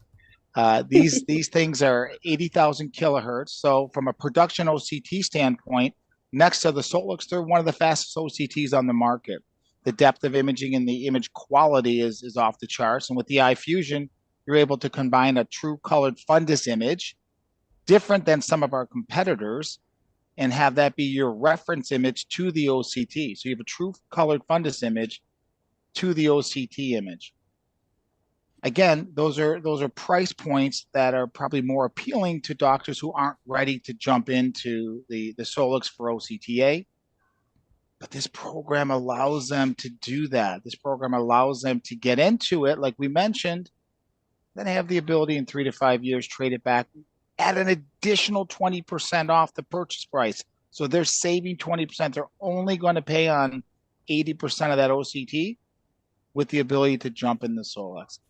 They can do that at any point in the term of that loan as well. So they're not, if it's a 5-year term, they can go 3 years and still move out of that product into a Solix. So it's 1.9% APR. It's revolutionary. It's our exclusive product with a partner bank. So no one else has that.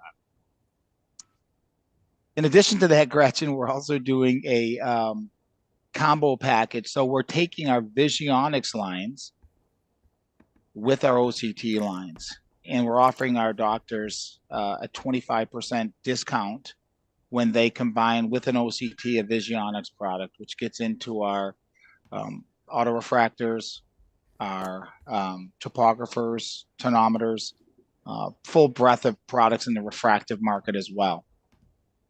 And then we're also doing some trade-in specials for our customers who are coming back to us, our partners that have been with us from the start.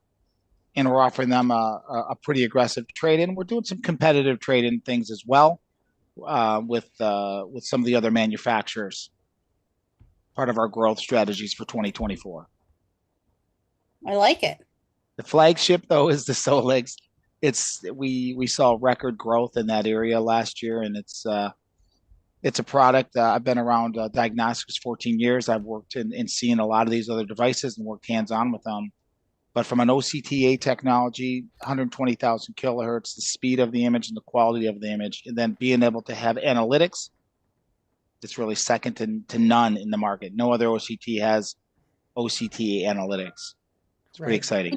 Would you say that you think that OCTA is getting a more widespread adoption rate among optometrists? Because I know for a while people were just waiting to see how things went.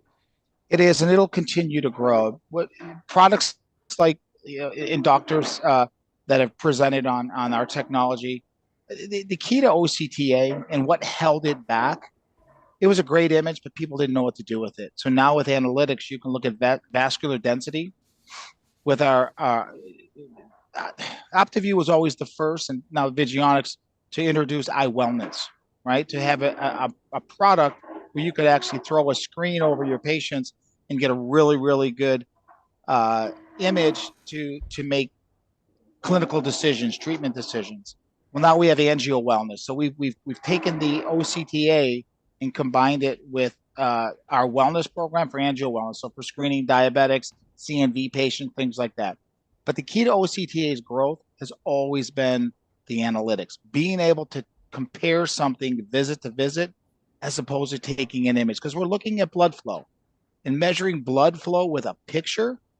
That's what OCTA is doing. So to be able to measure the vascular density and compare it visit to visit, that's really where the magic is. And I think, we'll really see it take off if we can see some type of change in reimbursement, because it is a different scan, because it is giving different information to the doctors.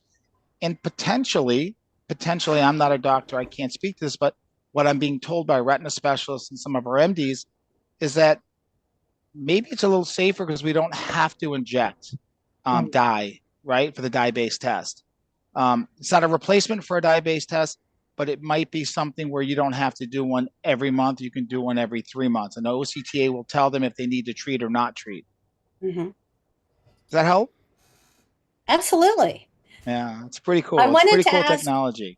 what is the most popular question that you hear about OCTA technology? And then on the other hand, what Yeah. would you say is the biggest thing holding doctors back from adopting it? An understanding of it, right? Understanding the clinical benefits of it. And that falls on all of us out in the field and as a company. It's the education process. And I think that is, for me, it was one of the reasons I came to this company. They have the OCT Academy site. I apologize. It's the OptiView Academy site. Okay. So it starts with education. So the most popular question is, what do I do with the image? Like, what am I looking at? Right. So to help them, especially in the optometric space, is to help them kind of understand what they're looking at. And we've got a great source of brand ambassadors that help us with that, with their webinars that you're going to repost later, to help doctors understand, what am I seeing? What am I looking at? So the largest or the most common question I get is, what am I looking at? And now with analytics, we can point out, you're looking at vascular density, you can follow change over time. And your other question was, what's holding them back? Was that your other question? Yeah. I think it's a couple of things. I think it's the being able to get into it at a price point that doesn't break the budget. And we have two options there. So we have the Solix Essential, which allows them to get in at a price point. There's no other OCT that can compete with us with the OCT Essential. And then for those doctors who want some expanded features and options, we have the Full Solix. Full Solix is going to offer OCTA. The Full Solix is giving them a true colored fundus image. It's allowing them to see infrared images, so it allows them to look at the meibomian glands for dry eye, plus some other aspects of the eye. And we're giving them this ultra wide field image, both in the cornea for our scleral lens fit doctors and other cornea doctors. We're also giving them really one of the largest and widest scans in the retina as well, which I'm finding our retina specialists are, not only are they blown away by our OCTA and the speed. Speed is speed. So that would be number 2, is speed of the OCTA image. When OCTA it takes a long time to get because you're measuring blood flow. This proprietary technology that OptiView has is to be able to do that scan with incredible image quality through eye tracking, but get it very fast, because throughput is still important to the doctors, right? Being able to know what I'm looking at, but being able to get there without it affecting the flow of my clinic. And that's one thing that OptiView is kind of packaged up, or Visionix has packaged up really nicely in this product. And Excellent I answers. put the matrix up on the screen for people to see the comparison because you have a matrix of features, so people can take a look and see the difference between Thank the you. different devices. So yeah. And look, yes, please. I'm sorry. If I could ask you one final question, it would be, Sure. what do you wish that doctors knew about OCTA that they don't? That it's easier to interpret than they understand, that it is a game changer for their clinic. Everyone could benefit from OCTA. Obviously, we're talking about the patients, but the clinic itself for growth, because the one aspect when you see something in the eye, OCT revolutionized this industry, right? OCT itself. Well, now OCTA is that next chapter in the story, because when you're talking about angio wellness, and now you can start bringing your diabetics or your potential for CNV patients, right? You can see and know, as opposed to seeing something in the OCT and then referring them for that 3-hour wait in a retina clinic, right? You can start answering the questions for your patients. You can start diagnosing things. And with our OptiView Academy site, with the clinical papers we have, with the addition of our CBA, our commercial brand ambassadors who support this, we have doctors who are available that they can call up or email to ask questions about OCTA, that even for interpretation. So that would be the thing I'd want them to know, that we're here to support, as an organization, to support their needs when it comes to OCTA. And it's not, you shouldn't be afraid of it. You should embrace it. It's exciting technology. I mean, it's exciting technology because it's the future. And it's the future in eye care.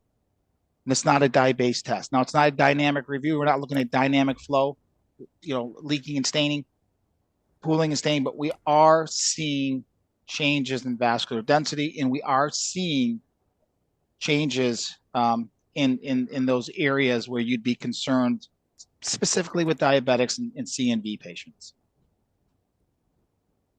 You are a great person to ask questions of, because you give such you. solid, comprehensive answers. Well, I would tell doctors to be excited. Be excited to see it. Visit our website.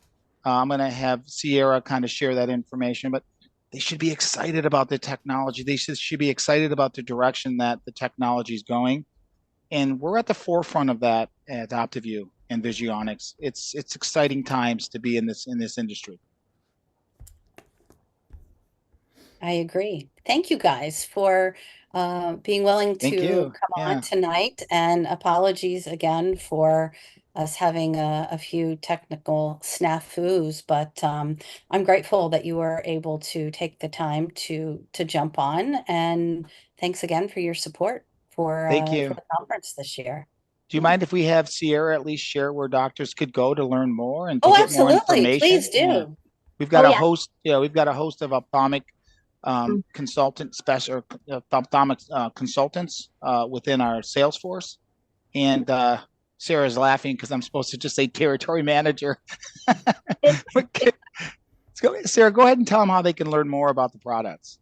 Yeah, so you can go to our website, visionics.com/US, and you can navigate and you can see all the products. If you want to be connected with one of your territory managers, you can go to visionics.com/US/ODwire, and then you'll know that you saw us on here for those specials.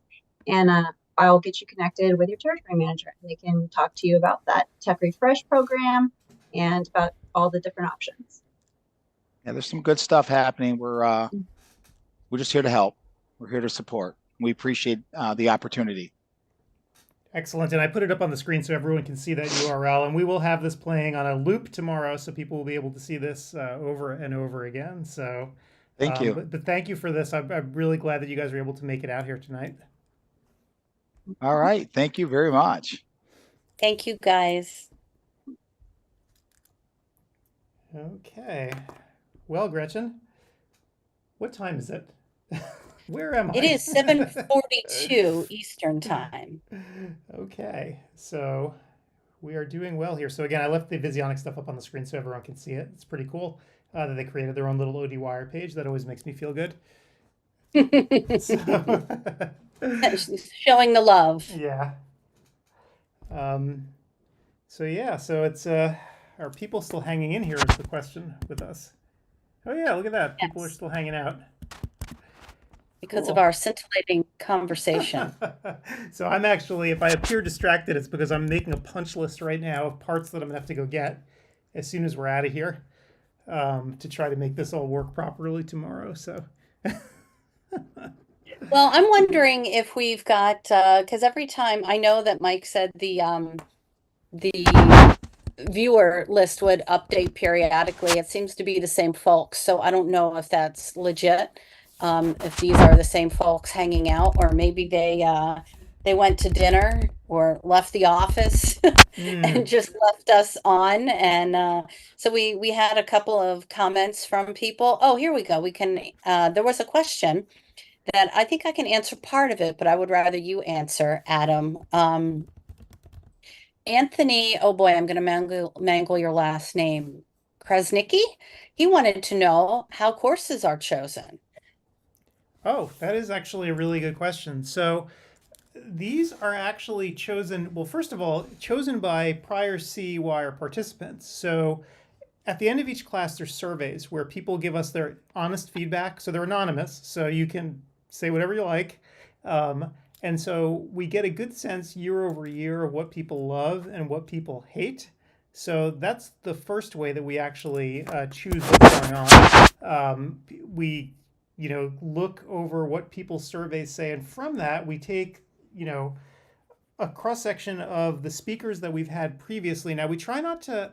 This is going to sound weird, but we always want a mix of new speakers and old speakers, right? So that's why you'll sometimes see about 20 or 25% new speakers each year, because we don't want to be this kind of organization where it's just the same people over and over again, because that, I don't know, people get kind of bored with that. So we always try to mix in some new people as well. So for the sort of classic speakers, so we know what certain people speak about, right? Because they have a certain expertise.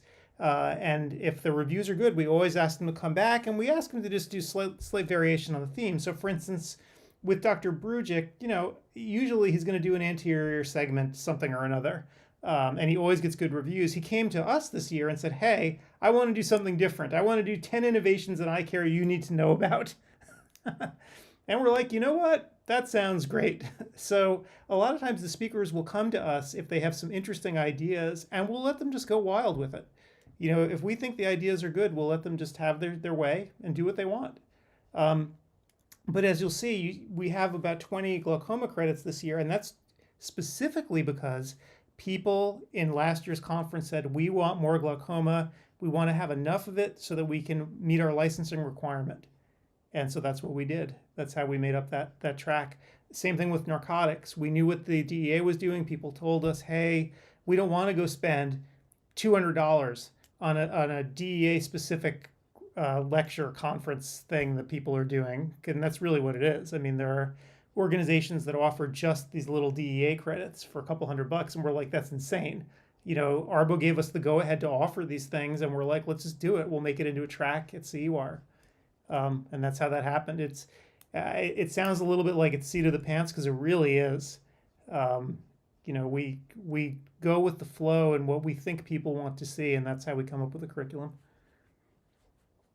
So what you're saying, Adam, is that at CEwire, attendee voices are very much heard. And if attendees have a request, if they say, oh my God, I am so tired of insert whatever here, and I really would love to see more of insert whatever here, that feedback is taken very seriously, and it's taken into consideration for the following year's conference. 100%. I mean, and in fact, if you come into the lobby and start ranting and raving about stuff, we are here to listen. And that's how a lot of the stuff gets done. We really do want people's feedback. In fact, if you look at the course list, which I have up here right now, one thing that you'll notice that is conspicuously absent is contact lenses, which is hilarious, right? Because this is the background that we were all from, right? But people told us, you're doing too much on contact lenses. We want other stuff.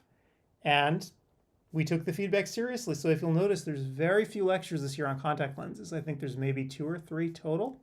But now this year people may bitch about it, and oh my God, where's the contact lens stuff? Yep. So it could come back again, but we take it seriously. If people don't want to hear about something, we're not going to keep trying to shove it down their throats year after year.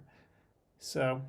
Do you say, like for example, last year, that the contact lens courses you had on offer were not as popular as the others? I mean, are the numbers showing what people are saying?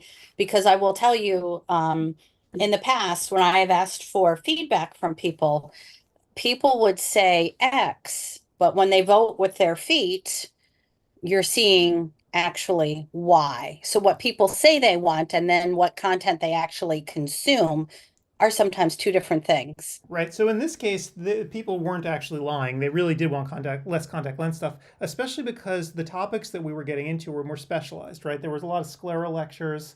There were some myopia management lectures. And those are really a much more selective niche of people. They don't the average person doesn't necessarily really want to fit sclera lenses. I mean, I know that we like to think that they They will. should, That but they should, but the reality is most people just they throw up their hands and are like, ugh, I don't want to deal with that. Or if they do want to deal with it, they go to Las Vegas in January, right? They go to the actual conference that is dedicated to sclera lenses. And so for the rest of us, though, a lot of people, they're not really that interested in it. And that's why this year we backed off on it, because they told us, hey, more glaucoma, more medical stuff. And that's what we did. we'll see if that's what happens. Yep. We had another question here about attending only 1 hour of a 2 hour class. And you can tell me if my answer is correct. I say that attendees will receive credit only for the entirety of the class, regardless of how long it is. So you can't just get 1 hour of CE from a 2 hour class. Is that correct? That is 100% correct. Each class has its own ID number, and an Arbo class is either an hour long, 2 hours long, or 30 minutes long. And it'll have, each discrete class has its own course number, and you have to sit through the entire class to get credit for that course number. So for instance, if you go to Nate Lighthizer class, the glaucoma compass, and you only watch an hour of this 2 hour lecture, you will not get credit for 88450-GL. It just won't allow it. You have to sit there for 2 hours. Here's a really interesting and cool one. So get ready for this. You ready for? Is anybody actually watching this? Because this is real inside baseball. I don't want to get in trouble, but yeah, we have to. Okay, I'll get in trouble. Okay, so let me show you this one. Let me see if I can find it here. I forgot when this class is. So there's a class. Where the hell is it on my schedule? Sorry. I'm going to zoom in here and just look. Fine. Okay, there we go. So not that one, not that one, not that. There we go. Okay. So there's this dumb class, not dumb class, but like the way we did it was dumb. Okay. Shedding Light on New Keratoconus Management, parts 1 and 2. And you'll see it's an hour-long class. Each part is 30 minutes, 1 hour total. And then you'll see that there's two different course numbers. So this is the one exception to the rule where if you only watch a half hour of this class, you're going to get credit for the first half hour or the second half hour that have different course numbers. That sounds like a logistic nightmare. The reason we had to do it this way is because Arbo would not allow this to be one lecture, because the two speakers, each one of them had different conflicts of interest for the other part of the person's lecture. So the only way they would allow this is if the speakers physically split their lecture up into two halves so that they didn't have that conflict for the half that they were speaking at. I kid you not. That's stupid. So they made me submit this thing as two separate half-hour-long lectures, and on the schedule I just combined it into one block that's an hour long. As you're watching it, though, you'll notice that there's a 5-minute break between the first half hour and the second half hour. That gives you time to fill out the survey on the first half hour and then just watch the second half hour. So I apologize for this. This is something that very rarely happens, and I didn't want it to happen, but they insisted that it had to be done this way or else we wouldn't get approval. Ugh. That seems like taking things just a bit too seriously. I mean, I understand that they have a job to do, but yeah. So Yeah. know, this is part of the fun of putting the conference together, though, right? These are the kinds of things that one deals with, and it's okay. This is what I signed up for, but it's just stuff to be aware of when you're doing this. So that some people have conflicts of interest. In fact, when people submit lectures to Arbo, if you've never done it before, you actually have to list any of your conflicts of interest in all the companies that you work with. Mhm. And so this is where things get a little bit dicey. Will Arbo allow a lecture if you consult with an instrument company, right? Will they allow you to talk about a certain instrument? Maybe, maybe not. So, yeah, it becomes challenging.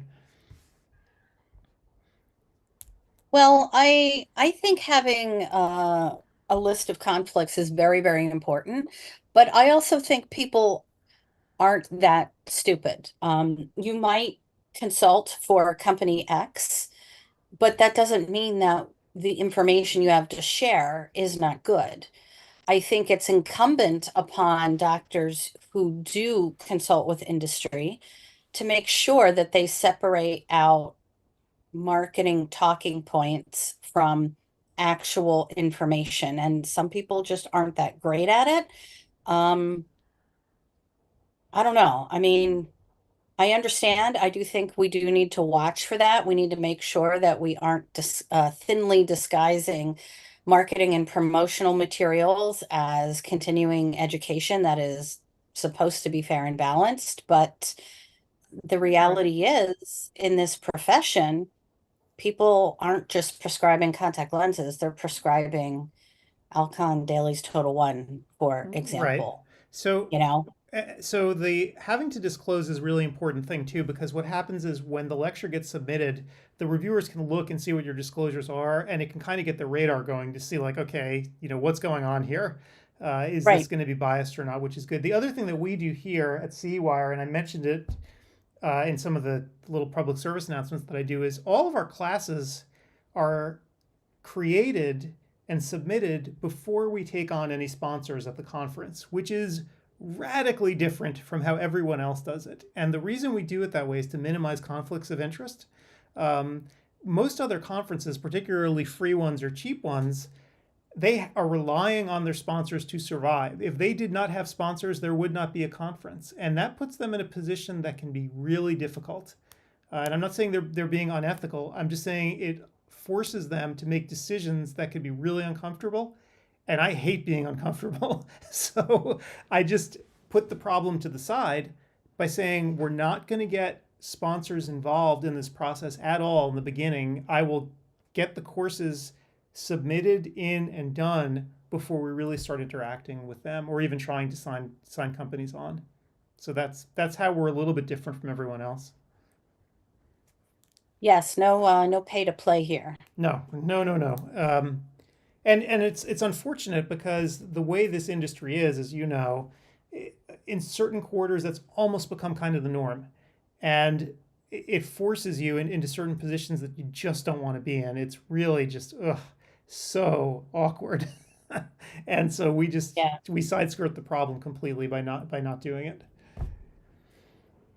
Yeah. And I think too that it people just sometimes don't know what they don't know about how some CE is put together and what happens behind the scenes. And again, I'm not saying anyone's being unethical, but um, it's almost become just, as you said, the norm here, and people don't know or even think to look for something different. Right. And Arbo, they're the police, so they're not going to let you be unethical with your talks, right? They're going to be watching with a fine tooth comb. So I don't think a lot of these publishers or companies putting on conferences, I mean, and we all know each other, they're not being unethical, but I think it puts them under tremendous amount of strain. And it's just painful, and it's sometimes painful to watch. And I don't like to get involved with stuff like that. My gut can't take it. Well, So sometimes too, also what people say from the podium, um, people speak extemporaneously to accompany their slides. What they might say from the podium is not information that appears in the slides. And sometimes there are doctors who think they're doing a favor to whoever the sponsoring company is when it's not a promotional lecture, when it is COPE approved continuing education, um, by getting a little bit more promotional. And really, it's not doing the sponsoring company a favor, it's not doing the speaker a favor, and it's certainly not doing a favor to those who are listening to the lectures. If it's promotional, That's great. There's a place and a time for that. And there's valuable information shared. Just make sure when you come over into the accredited continuing education class that what you're presenting is fair and balanced. Right, and Arbo's become very serious about that these past few years. When you're submitting classes to them now, a lot of times they want your entire slide deck. In the old days, you could get away with just giving them like a one-page outline. It can be kind of vague, and frankly, a lot of times not really reflect what the person was going to be talking about, and they'd use that to approve your lecture. These days, though, if they even have a whiff of suspicion that you are consulting for a company and you're going to be talking about something that has to do with their products, they want your entire slide deck before they will actually approve anything. And they will look over. That also doesn't mean that the speaker can't say something from the podium that isn't included. They can't. But however, you've heard of the concept of a secret shopper, right? So Arbo continuously has people who, because the reviewers at Arbo are volunteers. They're your peers, right? There are people out there in the community who do this. And these people attend conferences too, and they are constantly watching. And so they're watching for shenanigans. And so at CEwire, unbeknownst to me, we've had many Arbo reviewers come in and take the classes and watch. Now, of course, this is all pre-recorded stuff, so most people are on their best behavior when they do the pre-recordings, but people will watch. And if they detect anything that's even slightly funky, they'll reach out to me and make me make changes to the lectures. So yeah, that's That happened? it has happened before. So always on the lookout for it again, especially for this first conference. This is where it's likely to happen. If it's going to happen at all, people will watch and then be like, hey, you can't say that, you can't do that. And then I'll have to go back in and make some edits. Well, switching gears here, we had a question from Harold, and he wants to know, how do we sign into the lecture, and how do we get credit for the lecture, and do we have to sign out at the end of the lecture? So this is our daily operations information, and why don't you run that down, Adam? Yeah, so Harold, it's real easy. So to get into a class, you'll see on the left side of your screen right now, you'll see a thing that says rooms. So you just pick the room that you want to go to when the lecture is going on, right? So you have your little schedule. You see the link that says schedule there too. Download the schedule. I would actually do it tonight. In fact, I'm old school. I would take a schedule, print it out. It's 4 pages long. And then when you want to go to a certain class at a certain time, choose that room. Once you're in that room, the computer will know that you are there. And all you have to do is sit and watch. As long as your window is maximized and you're watching it and you're listening to the lecture, the computer will count you as being there. You have to be there for the whole time because that's an Arbo requirement. At the end of the lecture, about 10 minutes before the lecture period ends, you'll see on the right side of the screen a link to a survey, a post-course survey. And the link to the post-course survey will also be beneath the video window. All you have to do is fill out that survey. It takes about 2 minutes. It basically just tells us if you like the lecture or not. Or if you have something to say like, oh, the speaker was terrible, or the speaker was great, or I love the topic, or too basic or whatever.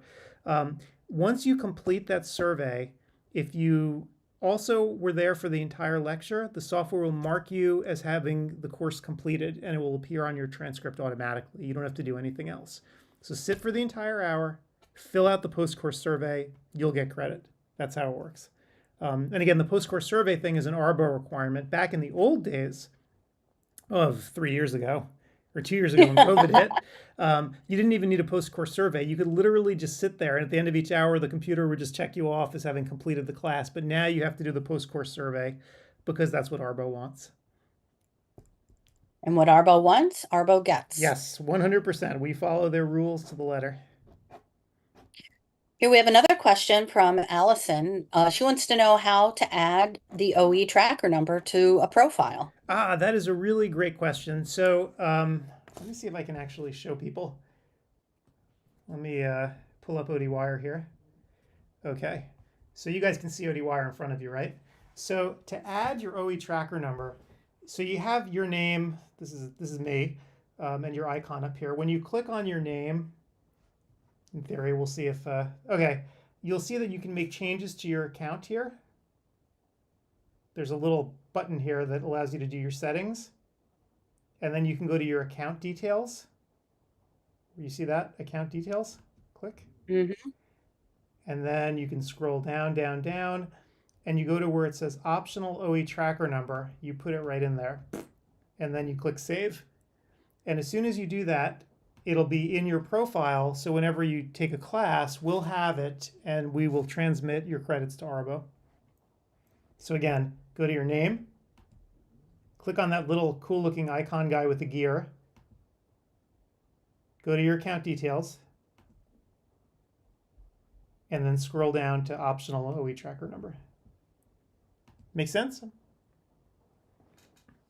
And again, if you fail at doing that, which happens sometimes, the other great thing to do is just send an email to support@CEwire2024.com with your OE tracker number. Say, hey, could you please add this for me? And I'll just do it for you, which that's how it usually goes. So I don't mind doing it. That's really what I'm here for. So you can always just send an email to support@CEwire2024.com, and I'll make sure that it gets added correctly to your profile.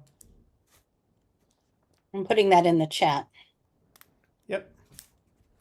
Support at ODwire. At CEwire, support@CEwire2024.com. Got it.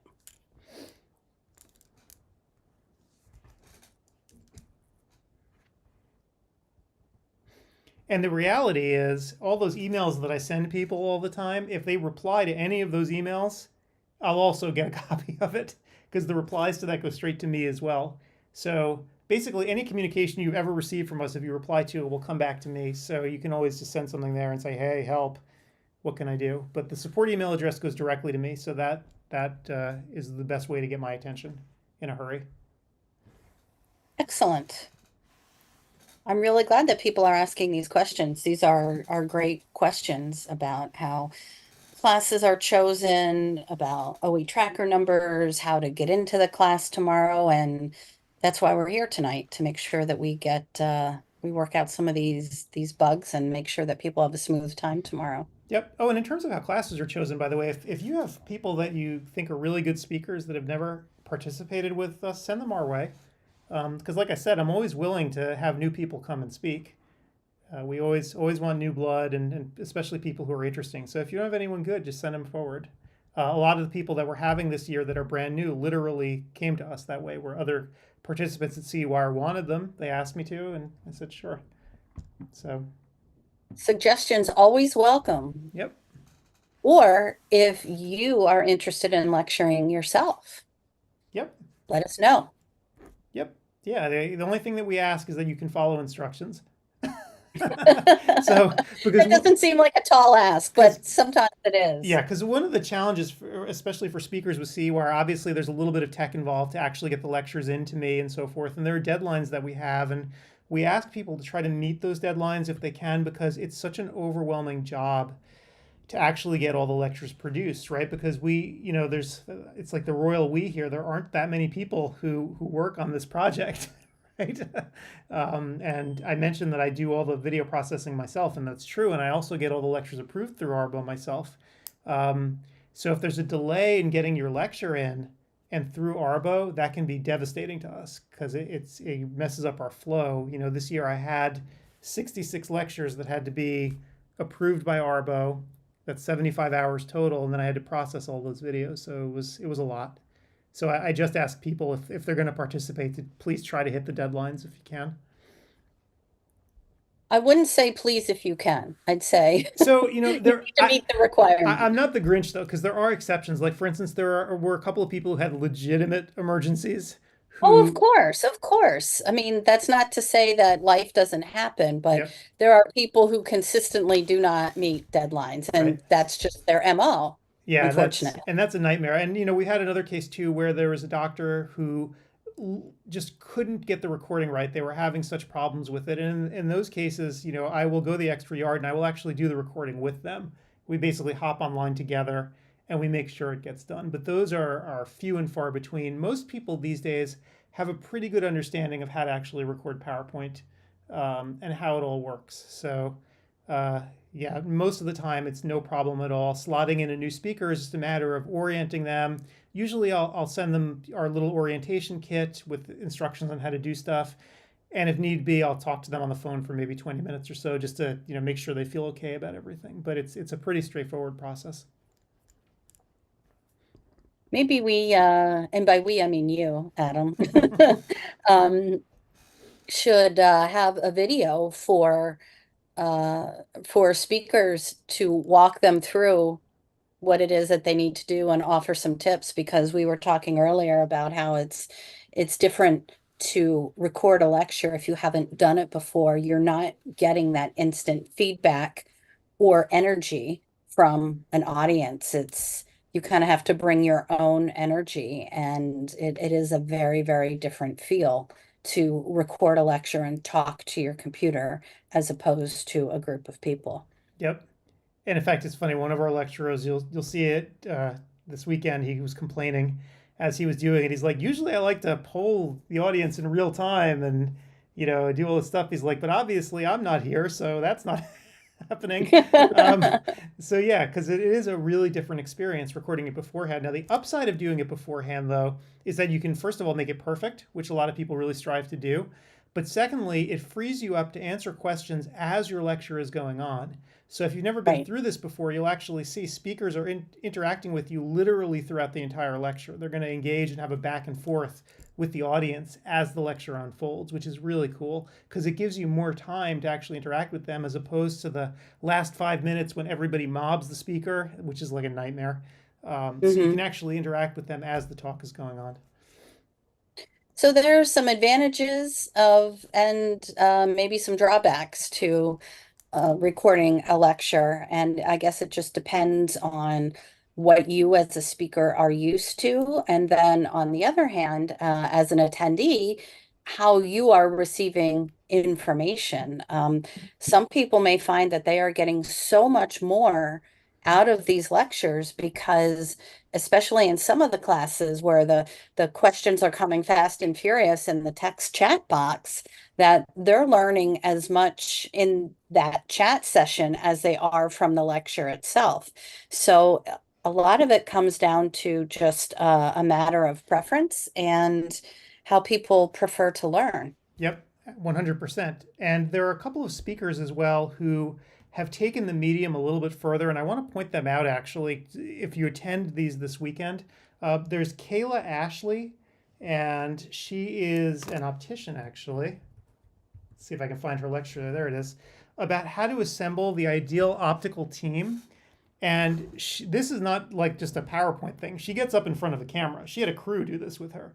So this is a real live presentation with her in front of a camera and then all kinds of That's stuff taking going. it to the next level, I mean, Adam. she did a fantastic job. So definitely take a look at hers. And the other one that I want to call out is Viola Konevsky's lecture, which is on how to examine little kids. And again, she took the multimedia approach. She got in front of a camera. She actually has her with her patients, with her little kids, showing you Aw. how it all works in front of the camera and stuff too. So it's in some ways being able to pre-record this stuff is really nice because it makes stuff like that possible where she can smoothly integrate that footage in to her traditional lecture. So Right. so those two I would say are a little bit different this year. I thought that was really cool. I like that. I like people who take a slightly different approach, and it is a way to keep that energy level high at a recorded lecture, because sometimes it's really hard to keep that. And it keeps it interesting as opposed to, and now on this slide, I will show you blah, blah, blah. I mean, some people just are not dynamic speakers, whether it's a pre-recorded lecture or it's done live. And that's just the way it is. I'd like to also call out Mark here on the screen for this pre-op for the pre-op, and I'm going to call him out in terms of energy because he's a funny guy. And what's amazing to me about him is how he can sort of crack jokes throughout this with like no audience feedback. Maybe he cracks I- himself up. Right, I would die. I would like. There's no way. Like you tell your 50th dad joke, and you're like getting nothing back in front of you. It's like, oh no, that's not good. So yeah, that's a really cool lecture too. So definitely check that one out. Okay, so I'm looking, maybe I changed something here. 336 views on, maybe something changed on our live stream here. I'm not seeing the number of people who are here. I'm just seeing views. That's weird. Yeah, did they just change something in the software? Hey, Audentio folks, are you around? I can't click to see if they're here. Do you see the same thing, Adam? Yeah. Okay, so it isn't something that I clicked because that's always my first worry. Like, oh, what did I screw up? Yeah, that's interesting. Huh. Yeah.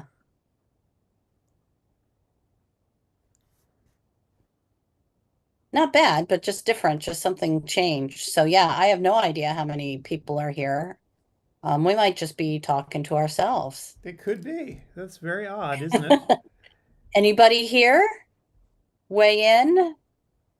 Put a comment in the chat. Because it's been about 10 minutes since we answered Allison's question about adding her OE tracker number, and she replied, and it's been crickets, so it might just be us. Maybe that's Audentio's way of telling us, ain't nobody here now.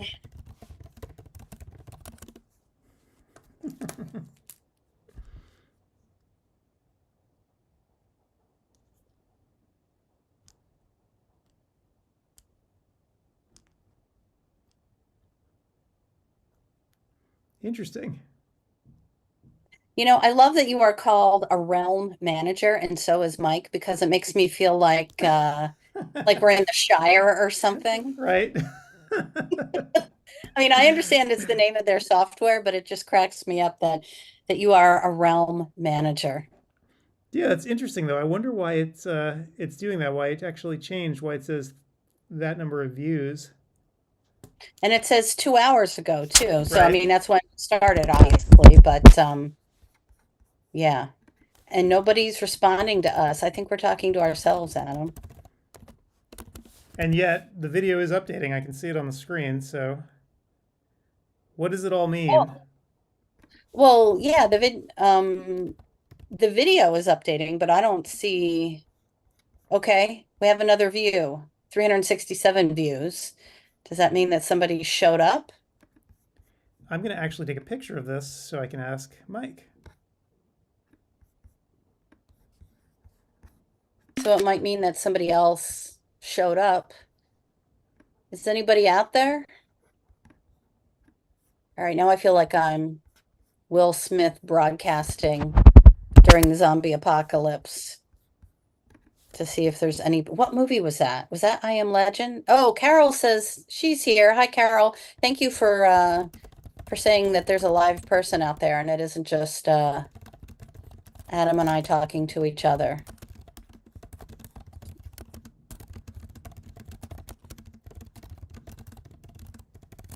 Or maybe people just aren't listening. They're watching the chat. Yeah, That could be. I don't know.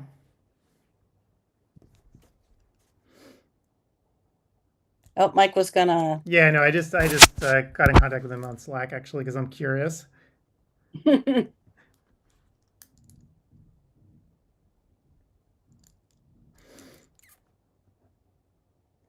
Oh, we hit the 2 hour max. I thought this was a 3 hour gig, a 3 hour tour, as it were. I didn't know there was a 2 hour max. What are we going to do tomorrow? We're going to be here for 10 hours. I'm wondering if that's how it was originally set up or if that's a default.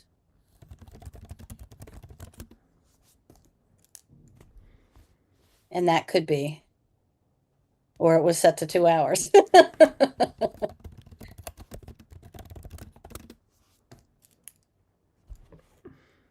Well, that's good to know. If we see that happen again, then we know that that means Right.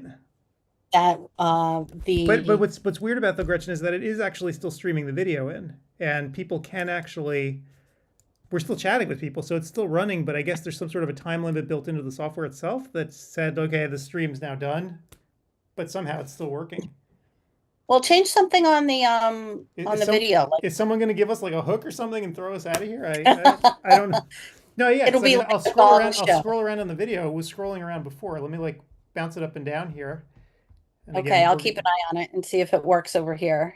Yeah, see? Bouncing up and down for me. Got the delay.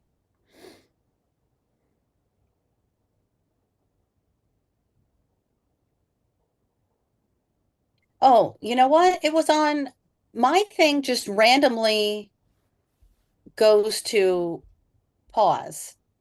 Oh. Yeah. Okay, so now it looks like it's okay. I'm not seeing it move though, but it could have been while it was on pause. All right, there it moved. Hmm.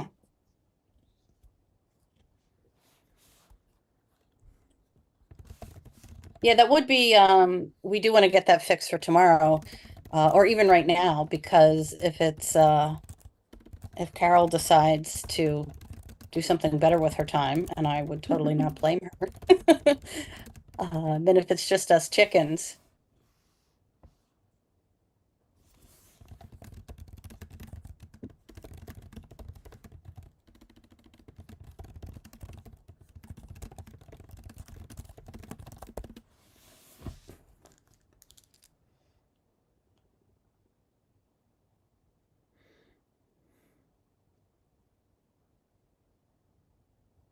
That's really funny though. Like it's so the software doesn't think it's live, but somehow it's still actually allowing that live stream video to go forward and continue to play, and people can still chat. So how is it not live?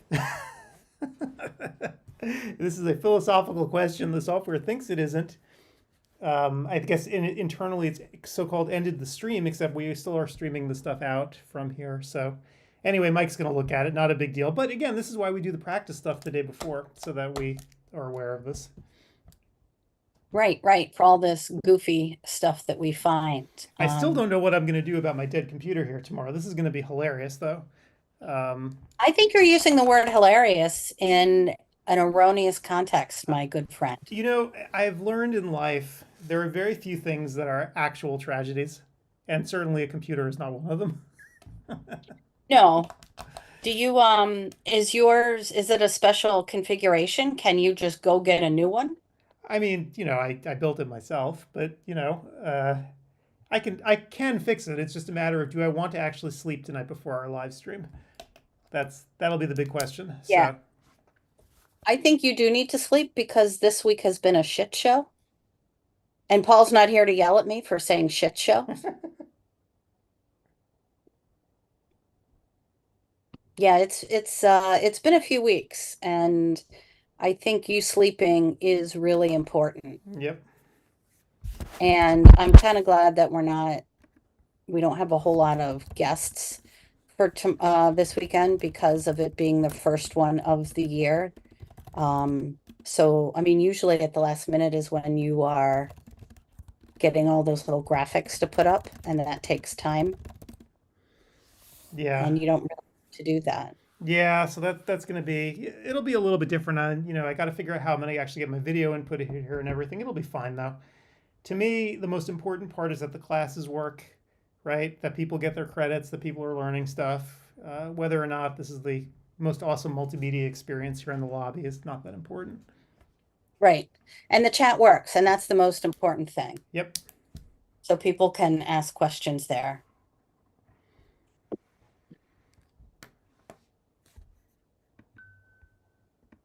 All right, now we're up to 375. Jake is actually working to reset our limit, so hilarious. And that is why Audentio is so awesome. They're great. Yeah, I mean, this is a complicated piece of software, so that's why, again, these first ones, you know, we're messing with the configuration to make sure it works right and everything. So I'm very glad that they're here for sure. Oh, yeah. I mean, what other place will give you support like that in what is considered after hours, you know, Yep. and on a weekend? I mean, that's I feel the worst about that actually, having that, you know, having them come in early and deal with it on a weekend. But we got so good at it actually at the very last CEwire, towards the end, like the shows, you know, in the fall, like they were around, they had kind of one eye open, but they knew that for the most part things were going to work. Right. It's just always the first ones that are a little scary. Yep. Yep.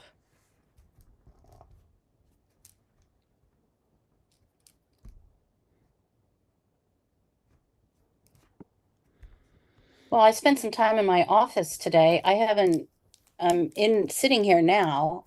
I cleared off a bunch of stuff from my mom's house that was here and off a good chunk of my desk, not all of it. And um, I haven't been in here on the regular since the summer. Oh, wow. Yeah, so it kind of feels weird to be here. And I also need to get, I mean, because I haven't been in here until now, I need to get an adapter for, maybe I should just ask you now. Should I get an adapter for my external monitor or should I just go buy a new one? So I think I mailed you one, right? You should have gotten two things with the Mac. There was a Mac and then something from Amazon. The Amazon thing is an adapter. It's a USB hub that plugs into the monitor. Yeah, but I think I have that here, but I don't know. Of course, now I don't know where I put it. I don't think it works with this Mac. It should. It should be USB-C on one side, and then I hope, unless I messed up, I mean, which is always possible. USB All right, I USB-C will. on one side, HDMI on the other. So hopefully, Well, because I am a moron, I don't remember the names of all of these things. Maybe I should just show you the thing that I have. And I think I just moved it. Yeah, I thought you sent me something, but oh, come on, come on, come on. There you go. See it? what the heck is that? Wait, what kind of monitor are you actually trying to hook into? Is that the right one? I think it is. Hold on, That maybe it's looks not. like a DVI cable or something from like the year one. All right, hold on. Maybe I picked the wrong one. Oh, here. I did pick the wrong one. Oh, wait, maybe this will work. Ah, ha, ha. I picked the wrong one. I've got this now. There you go. That's USB-C. Okay. All right. Then the next Oh, thing I need to get and thank you, is thank you, Carol, for the nice words. I hope the tech stuff works out too. It's hilarious. poor Carol. Well, I think at least people are entertained by our disasters that we're having here. All right, let's see. Is this going to plug in? Yay. All right. See, this is why my brain has been on stop I don't think most I've of the seen a day. DVI cable like that, Gretchen, since like the 90s. What monitor was that from? Well, I got a new one not that long ago. So maybe that was just hanging out. Oh, So I don't, yeah, I'm not good with monitor stuff. Okay. So wow, this would be great if I can get back onto my big monitor. I'll have to configure the thing. Yay. Okay, so the other thing I need to get, I always get my USBs confused. I need to get it isn't a port replicator, but something to expand the ports. yeah. So I thought I sent you one. Didn't I send you a big one? Like it was one that has like a million little ports in it, like USB-A and all that other stuff. It was from I don't Amazon. think so. I will look because I know I got an Amazon thing, and you know what? Maybe I'm just losing my mind because it's been, I Because mean, I don't remember yesterday. I'm I'll I'm look. fairly sure I got you one because it had because I knew you would need it because I needed it for my Mac. So it had like an HDMI port in it. It had a bunch of USB-A cables so you could plug in like a normal mouse, things like that. I will look. And I will see because maybe, and it could very well be here and I put it somewhere. I mean, just because, like I said, it has been quite a bit, quite a bit of strife and chaos. Oh, I'm sure. Ugh. Yeah. Okay, so here we are. Yay! I'm glad I asked because I just pulled up the wrong thing. Well, I'm glad. Yeah, you don't want to work with a tiny like I'm working with a tiny monitor right now. I'm just so irritated by doing it. Like Yeah, I'm so used to having these gigantic panels around me when we do this. Having like a little one is crazy. yep, yep.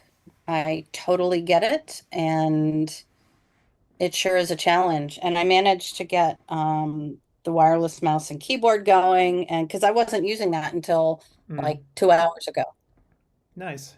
Hours Yeah, ago. I don't know what I'm going to use here. This is going to be fun. We'll have a good time with this tomorrow, no matter what happens. It'll be different. Absolutely. It'll be a challenge, which is always fun.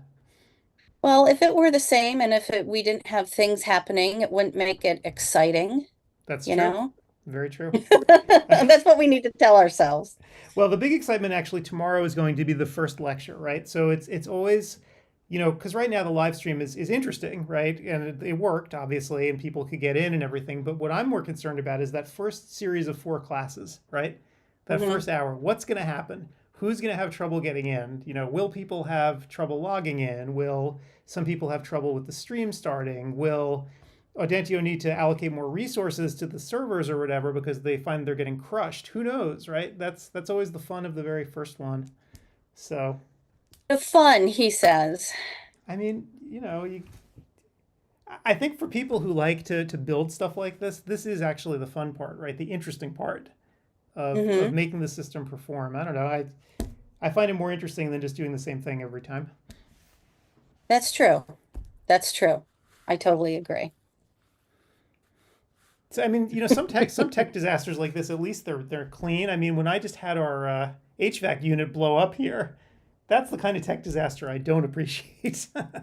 That's true. Yes, that's true because it's electricity and heating and that's stuff that you can't fix well, see, maybe the thing is you like things that you can address yourself rather than feeling out of control and at the mercy of someone else. Right. I mean, we have a 500-pound chunk of metal now sitting in the backyard that somebody has to do something with and somehow get rid of. Like, this is something I don't Will like. they take it away? They will take it away, and I was asking them how exactly they're going to take it away, and they rubbed their chins and they said, I don't know, maybe we'll get a crane and just lift it over the house. So I'm like, you know what? I'm sorry I asked. I don't want to know how you're going to do this. In fact, Oh my don't tell God, me. because what if it falls on your house? So they were telling me that some contractors are so outrageous that they actually, with these gigantic HVAC units, will build them into the foundation of the house and then build the house around it. And then it's like, well, then what happens 25 years from now when you have to replace it? They're like, oh, yeah, they just usually break it up and take it out that way. I'm like, all right, so is that what you guys are going to do? It's like, well, a crane might be faster. I'm sorry I asked. I don't want to know. Just do it. Just do it. I'll write a check. I don't even want to be here when it happens. Yeah, I wouldn't want to be around for that either. That is not good. Yeah, tomorrow I might actually be wearing my puffer jacket in the morning because obviously in the mornings here it's freezing. So it'll be a little bit cold when we start out. You remember the rule, right? What's the For rule? CEwire days, for the number of coffees you need to get? Yes, multiple. Yes. Yes. And see if you are if you have an insulated cup, you can do that. See, I always take my cup and I get extra. Well, since no one's going to be here, I can actually make coffee tomorrow morning and not bother anyone. So, because you know Meredith fled, she doesn't want to be around me when CEwire is going on in the cold. So, she's at the Ritz. Yeah, she's smart. She got the hell out. She's having a fun time. So, I can make all the coffee I want. So. Oh, but I am a high maintenance coffee girl. So. Yeah, so that's why I need to go get mine. Oh gosh. Well, Is anybody else here? The people are here. It looks like even though we're not live, the way the software works, it's not going to actually kick people out. So they can still watch us. They can still hear us. It just won't show as being live. And I told Jake not to even bother. Who cares? Because we're going to be out of here anyway in 20 minutes. But tomorrow... Mine says live on it. Oh, it does? Mm-hmm. All right. So, Jake, if you're out there listening, mine did not actually refresh to say, did you refresh the page perhaps or no? No, I'll do that right now just for shits and giggles. Because mine didn't actually refresh and it still says 377 views or whatever. It didn't. Okay, I just refreshed. Mine says 377 and it still says live. Really? Huh. Okay, Yep. So interesting. So mine, well, YouTube says live in the YouTube window. That says live because that actually is live. But I'm talking about the... that's what I'm looking at. Oh, no. I mean, the Audentio software itself, when it's actually live, we'll have a timer running, right? That's what was beneath the window. It showed you the number of people who were here and a timer on how long the stream's going. It doesn't show that right now. So that's because it's not... So it says live there. I misunderstood. Yep, so it's not in a live mode right now, which is fine because it didn't kick people out of the room. They're still hearing us and can still chat with us, which is fine. And I told Jake just to leave it the way it is and we'll fix it tomorrow. Well, I asked if anybody else is here and I'm hearing nothing. Yep. Yeah, they're probably not even paying attention to us. Well, let me just look here and make sure that nobody's like dying in email. So this is my one task that I have to email folks, right? People are emailing me constantly. I want to make Oh, sure. we have someone. Oh, Elaine, is that? I hope I'm saying that correctly. Glad to know that there's somebody else out there.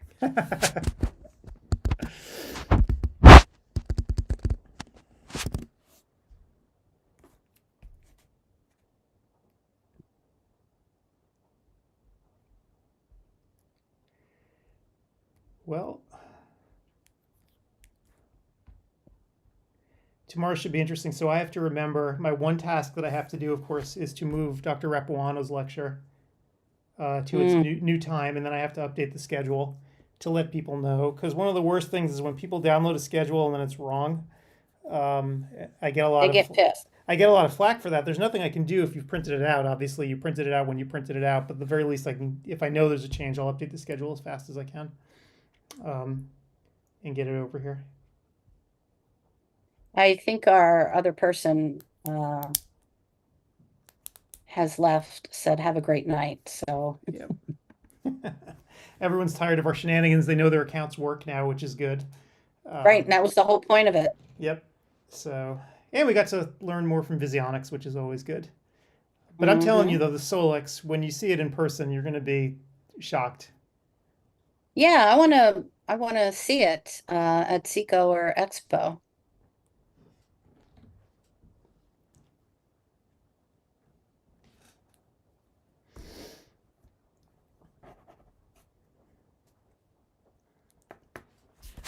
What time is my local Apple store open until?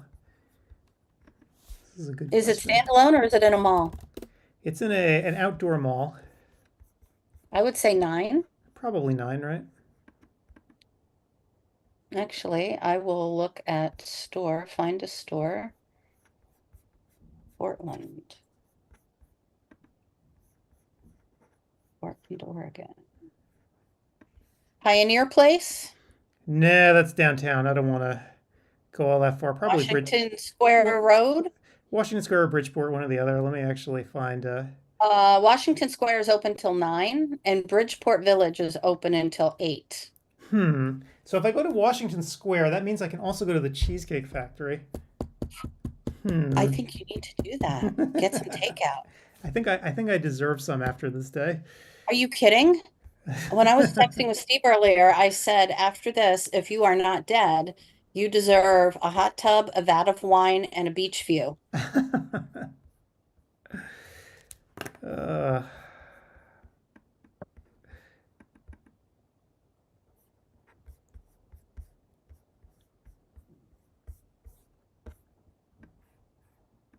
My favorite at Cheesecake Factory, and of course I'm limited, I really like their beet salad. I don't know if they even have these things anymore because it's been years since I've been there. But they had a beet salad and their Thai summer spring rolls or something like that. They were really good. And their Godiva cheesecake is gluten-free. Interesting. What do you like at the Cheesecake Factory? Oh my God, all of the cheesecake. All of it. Every flavor. Oh my God. I mean the even the straight regular cheesecake is really good. Although I think they must think you're very basic if you actually get the regular cheesecake. Oh, so I can't even get what I need at the Apple Store. So all right, I'm not going anywhere. I'm just going to figure it out. Not a problem. What do you need? Well, in theory, if I'm going to try to do this with a Mac, having a Thunderbolt hub would probably be a useful idea. I could probably make it work though with this. We'll see. I got, it's like a junkyard here, so I got a lot of parts that I could work with, so not a problem. Much to Meredith's chagrin, have that? my closet is like one of these places where Meredith like never ventures because she would just cry if she saw what was in there with just parts everywhere. So I think. Well, I've got some stuff that I save, and I don't even know if I should be saving it anymore, just because I have it just in case, because you never know. Because anytime I throw something out and be like, oh shit, I'm going to need that.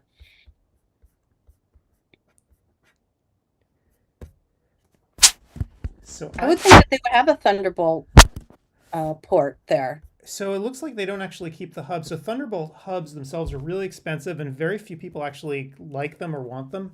I might want it though because of the video that we're going to be pumping through here. But whatever, not a huge necessity.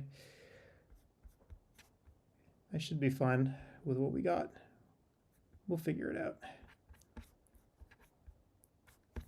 All right. Well, I don't think we're going to be getting too many more people here. I have a feeling. I think we're pretty much at the end.